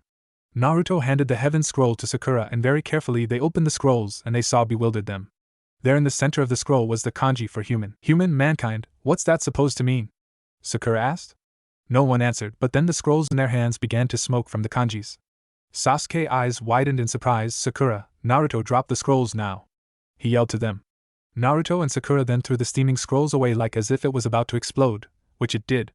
A large plume of smoke appeared when the scrolls hit the ground, and the shadow of something could be seen inside it. "Hey guys, long time no see," the figure said. "Wait, your Sasuke began." The smoke cleared to reveal our very own scar-nosed Chunin, Yamano Irika. Irika looked at them with a smile. You guys look like you've been through a lot, he said. Iruka then noticed something hit his chest and caused him to fall flat on his butt. Iruka-sensei! Naruto yelled in happiness. Iruka looked at the whisker-marked genin and then ruffled Naruto's hair. Good to see you too, Naruto, Iruka said with a smile. Iruka-sensei, what were you doing inside a summoning scroll? Sakura asked. Iruka got Naruto off of him and then got up. Good question, Sakura. I'm here to congratulate you on passing the second part of the Chunin exams, and by my calculations you are 2 days early, meaning you can rest for the next 2 days, Iruka said, looking at a pocket watch he took out. Team 7 was silent. They had just passed the second round of their very first Chunin exams.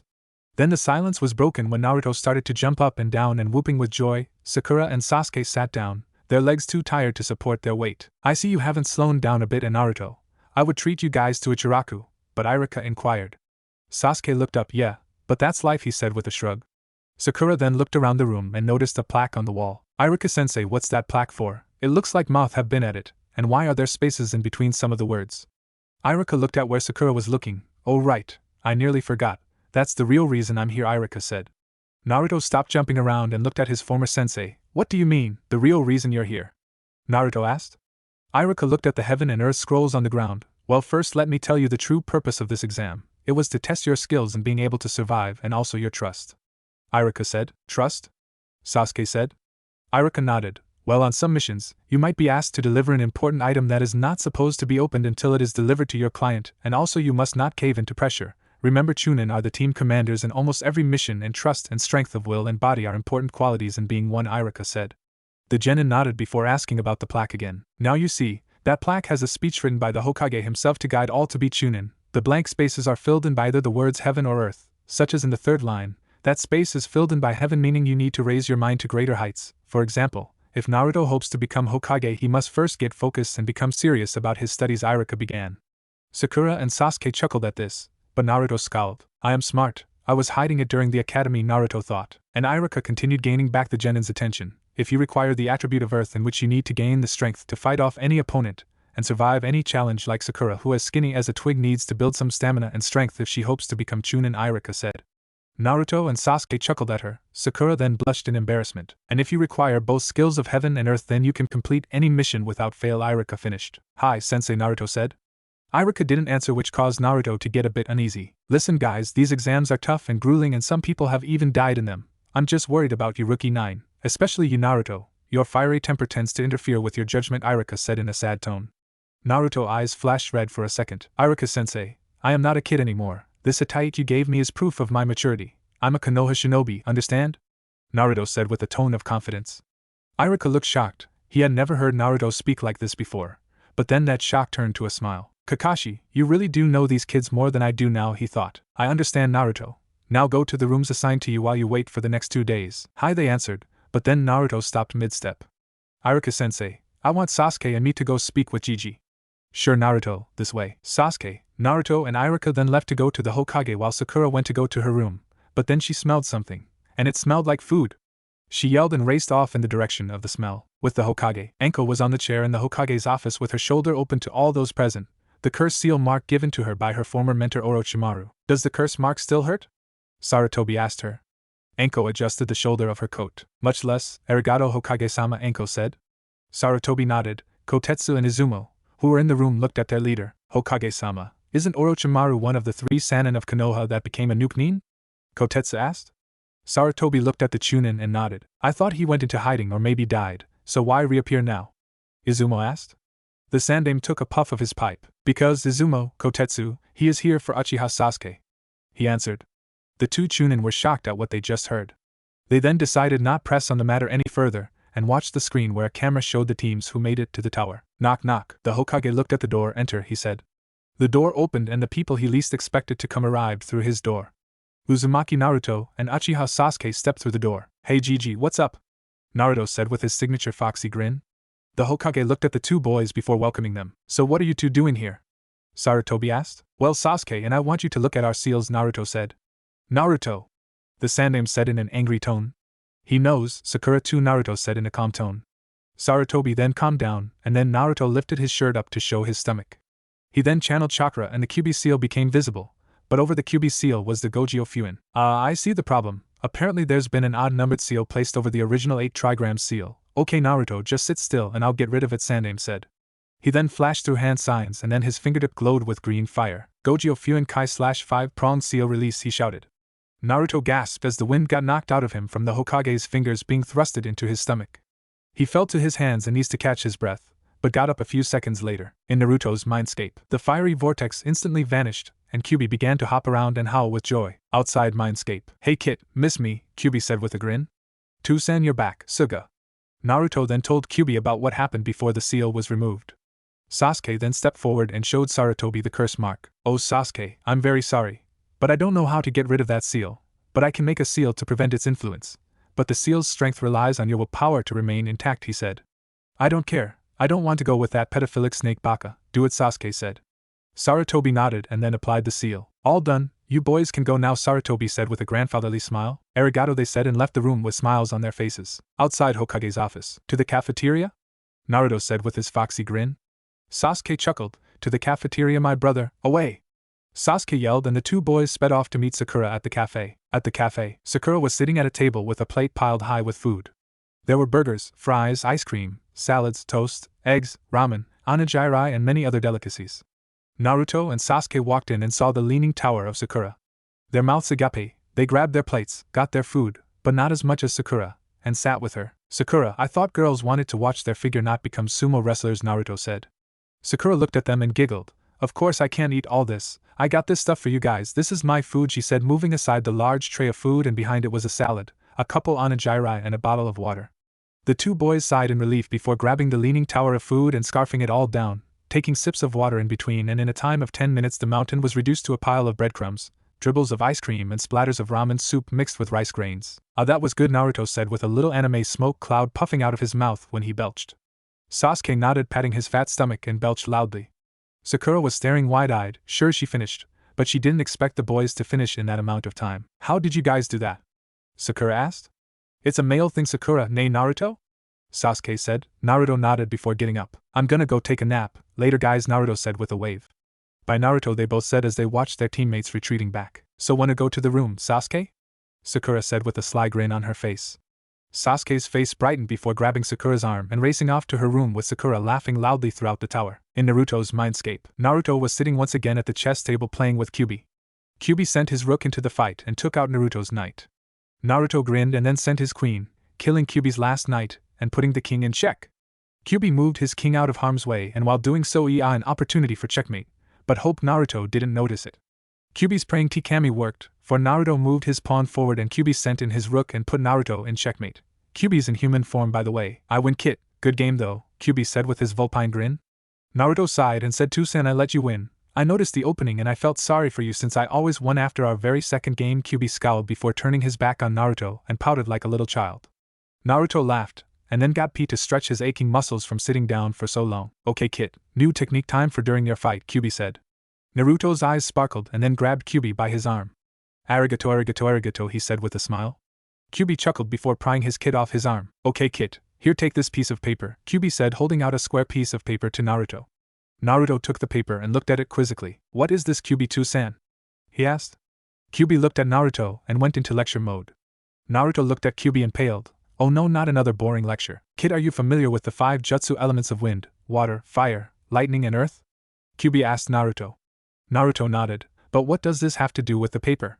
Naruto asked. That paper is no ordinary paper. It is a special paper which shows your chakra nature, Kyuubi said. Naruto gasped. What's chakra nature? He asked.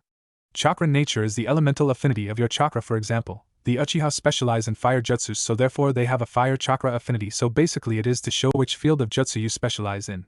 Some people have 2 or 3 chakra affinities by Jonin level, but I feel there's something special about yours, Naruto, Kyuubi said. Naruto nodded at the explanation. So how do I work this? He asked.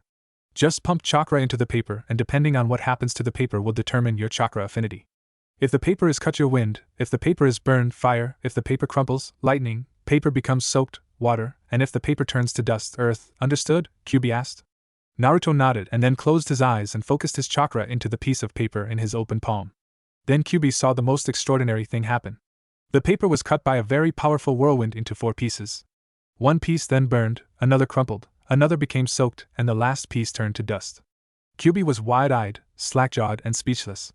Naruto opened his eyes and saw what happened to the paper and grinned. Yada, I have all the elements of chakra, he yelled in a sing-song voice. Such a thing has not happened since, well, me?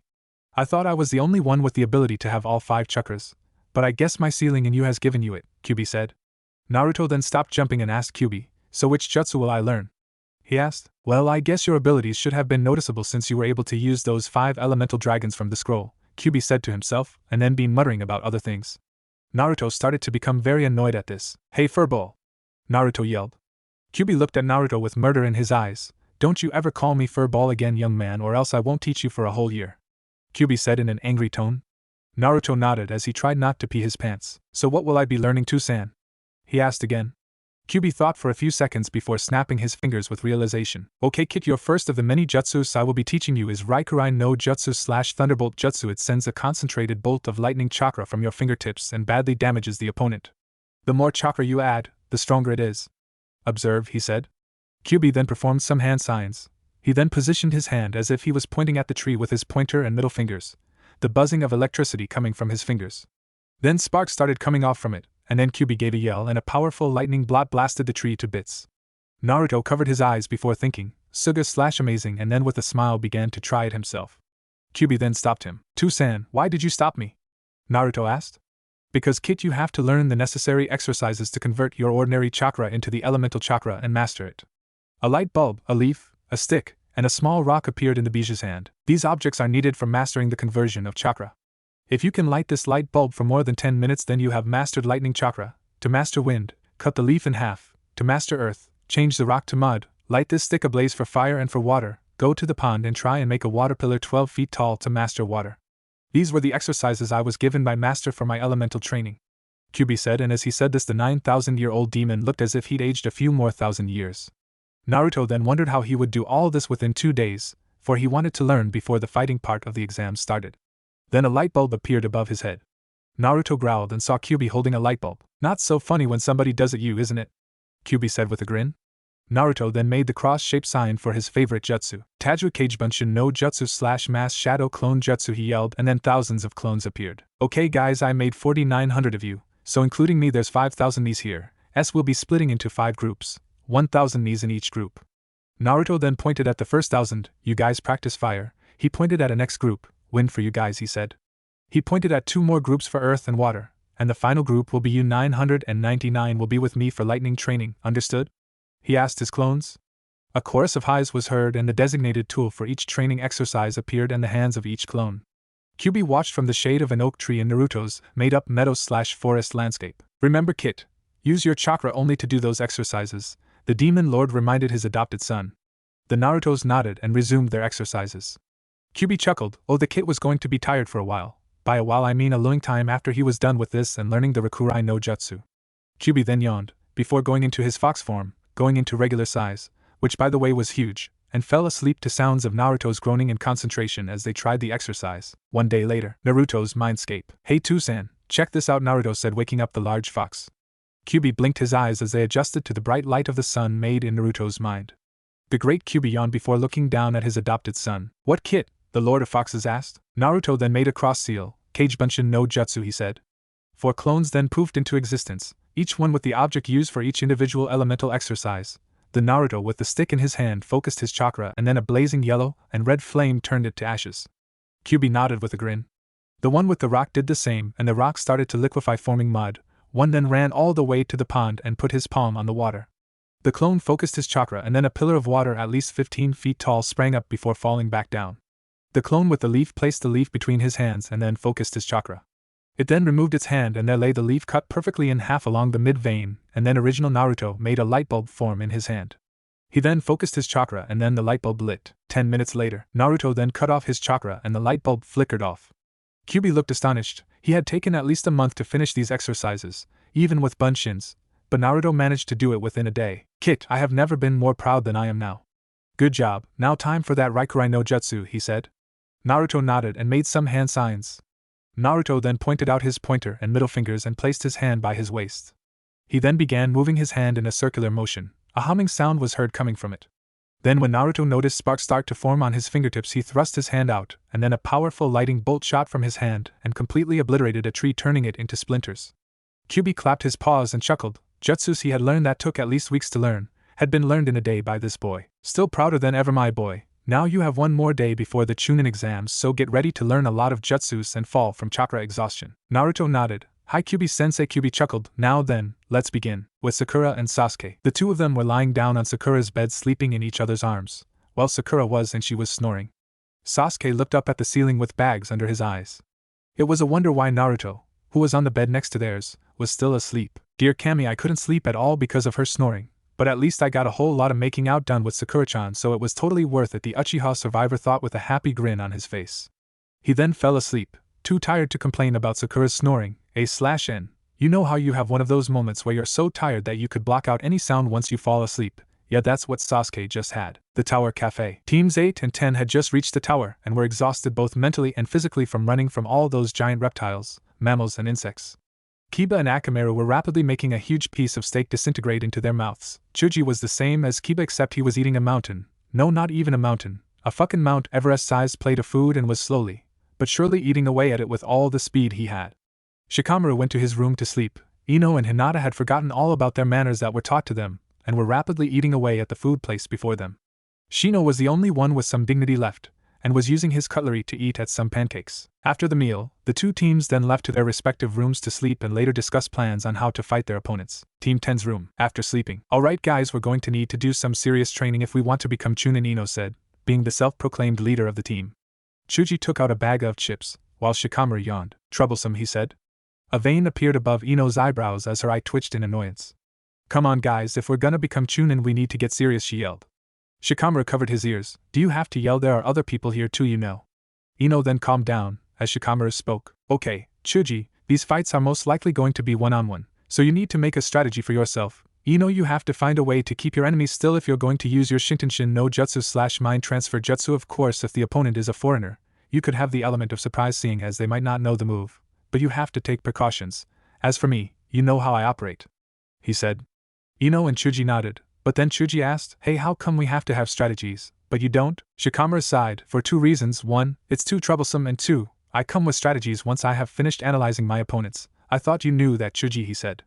Chuji nodded before going back to his bed and began eating his chips while thinking about how to fight his opponents. Ino also went to bed, while thinking what Chuji was thinking, and Shikamaru yawned, muttered troublesome Chunin exams will finally finish tomorrow, and then fell asleep on the floor, which actually turned to be pretty comfortable. Teammates' room. After their nap. Ah, that was a pretty well-deserved rest, Kiba said with a yawn. Yup, Hinata and Shino said. A moment of silence then spread throughout the room. Hinata then spoke up. So, Kiba-kun, Shino-kun, what will we be doing about our fights during this last part of the exams? Kiba and Shino looked at her with clueless looks. Hinata has learned to tell what Shino's expressions were after hanging around with him so much during their team training. Well, I'm just gonna beat the shit out of whoever I'm facing, but I'm gonna forfeit immediately if we come up against your cousin, Niji, Kiba said. Hinata got angry when she heard her baka cousin's name.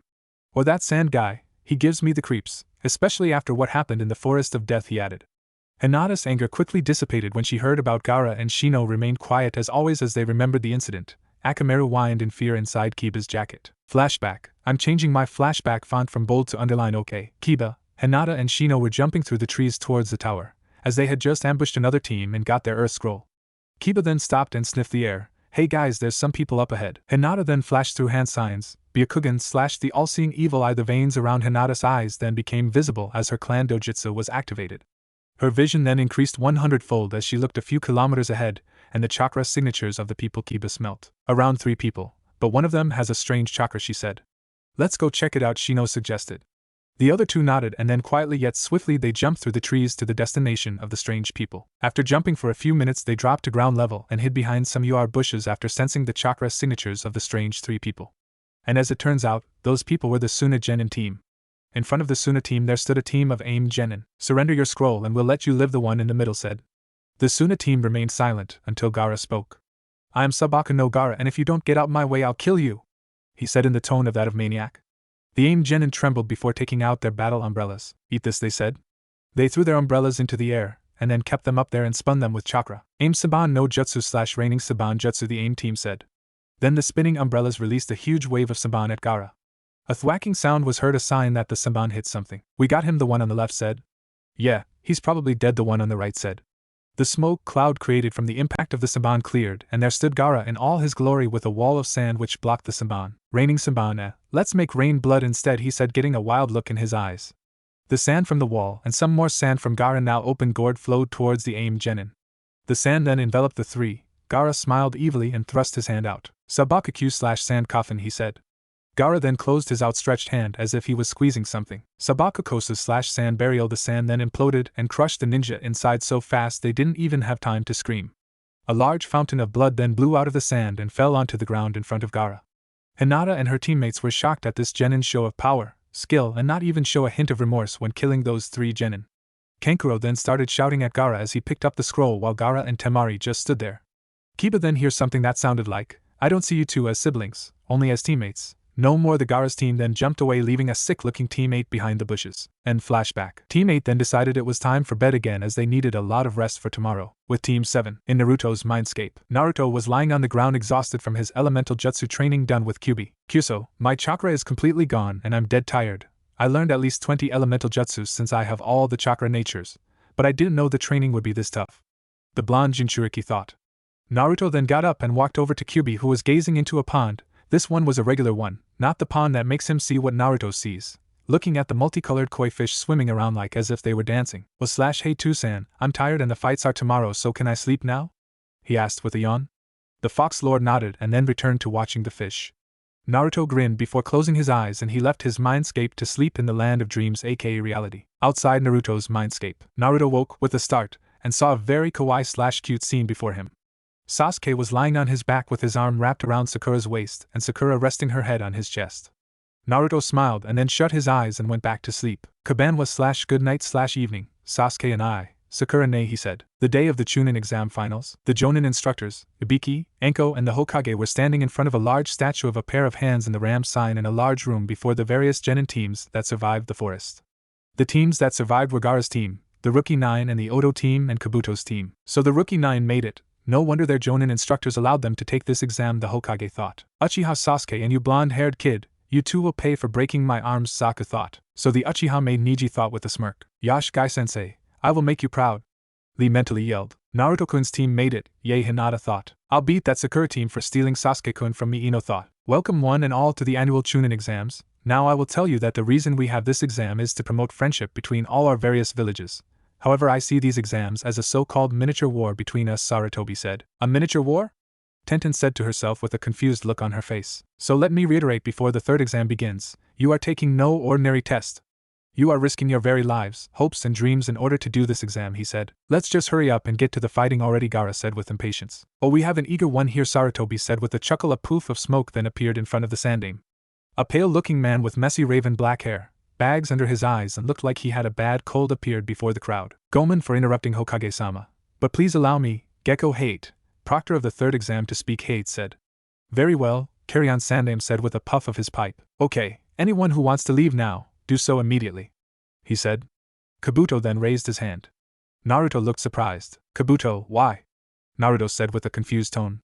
Gomen nasai, Naruto, but in the forest of death, I damaged my inner ear due to a scuffle with some more otonins. Therefore in this state I won't be able to go into situations which require combat, Kabuto explained. Naruto sighed before going silent and stared at the floor. Sasuke, maybe you should leave too, that mark could cause you a lot of trouble during the fights, Sakura whispered.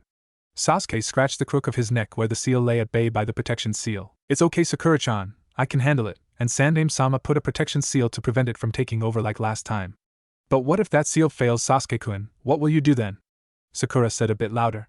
Sakura then began to raise her hand, but Sasuke stopped her. Sakura, Yurei-sai, this exam is more than just an opportunity to become Chunin. It's a way to test my strength and fight the best of the best, Sasuke said as he remembered Gaara, Niji, Lee and the Otonins. Naruto, who had been listening to all of this, began to get very angry at Sasuke's avenger attitude. Sasuke, look, Sakura's just worried about you. Don't be stupid. If you know that the curse seal might affect you, then give up and stop trying to be cool, Naruto whispered loudly. Sasuke turned to Naruto with a smirk. Naruto and I-san, you are the one I want to fight the most. Naruto became silent as he looked at Sasuke as if he'd just grown a second head.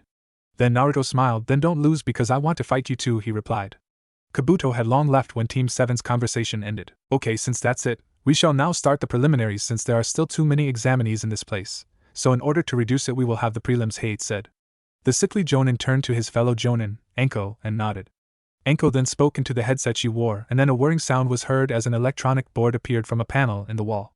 The genin looked at the board. Okay, you genin, this electronic board will show the names of the two competitors who will fight, while everyone else will wait for their respective turns up on the balcony right there, and start the board, Hate said.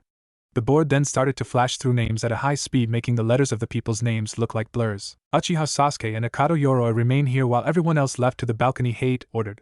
The genin, except for Sasuke and Yoroi, all left to the balcony. Kakashi then walked up to Sasuke when all the other Jonin instructors were going to see their teams. Sasuke, don't use the Sharingan, the curse will react every time you use it, Kakashi said. But Sensei, Sandaime-sama put up a protection seal that is strengthened by my will to not use the power of the curse, Sasuke said. Kakashi sighed. Alright, but if the seal starts to activate, the match will end and you will be disqualified. Got it, Kakashi said in a serious tone. Sasuke nodded, and then Kakashi shined to where Naruto and Sakura were. Okay, you two ready? Hate asked. Hi, they both said. Then Hajime/begin, Hate said as he leapt to the Hokage's side. Yoroi then took out a few shuriken and threw them at Sasuke. Sasuke activated his Sharingan and took out a kunai. He then slashed downward, sending the shuriken flying back at Yoroi. Yoroi then appeared behind Sasuke and was about to punch his head, but Sasuke ducked, dug his kunai into the ground, and then tripped Yoroi and pinned him to the ground with his legs. Yoroi then raised a glowing hand and grabbed Sasuke's leg. Sasuke then felt all his strength start to leave him. What the hell are you doing, you team? Sasuke asked angrily. Yoroi then got out from Sasuke's grip and punched him in the face. Yoroi then grabbed Sasuke's head and then began to suck away his chakra. You're sucking away my chakra, Sasuke realized. Hee, yup, and now you're gonna lose, Yoroi said. Meanwhile, up on the balcony, the Oto team's sensei was watching the match intently. But what the people here didn't know is that this particular Jonin was Orochimaru in disguise. Yes, Yoroi suck out his strength so that he will have to rely on the power of my precious curse, Orochimaru thought, licking his lips. Sasuke then all of a sudden felt newfound strength and kicked away Yoroi. Sasuke panted as he tried to think up his next move. Bad time to daydream now, Uchiha Yoroi said as he was about to grab Sasuke. Poof! Yoroi was surprised. Kagebunshin, he thought.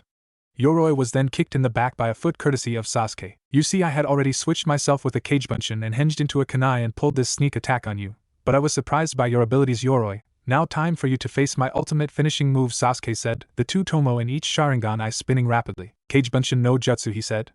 5 Sasukes appeared in a poof of smoke. 2 of them ran up to Yoroi with amazing speed and double punched him the face. A third then shined underneath Yoroi and sent a strong uppercut to Yoroi's chin, sending the older genin a good 5 feet above ground. The 4th clone then appeared and did a backflip, which ended doing a powerful kick to Yoroi's chin, sending Yoroi even higher into the air. On the balcony, Naruto smiled. Okay, Sasuke, finish this, he said. Sasuke looked at his brother and nodded, shining in front of the floating Yoroi. Time to lose, he said. Sasuke then did a punch to Yoroi's face, then shined below the falling genin and kicked him back up, then shined far above the rising genin and did a front flip, doing a powerful heel kick to his stomach. Yoroi gasped in pain, and then Sasuke appeared behind Yoroi and did a very unsuspecting thing.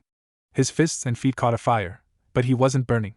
The Uchiha just smiled before giving a battle cry as he spun to kick Yoroi in the head, but Yoroi managed to block it. Sasuke then used the force of his kick to twist his body and deliver a flaming kick to the boy's stomach.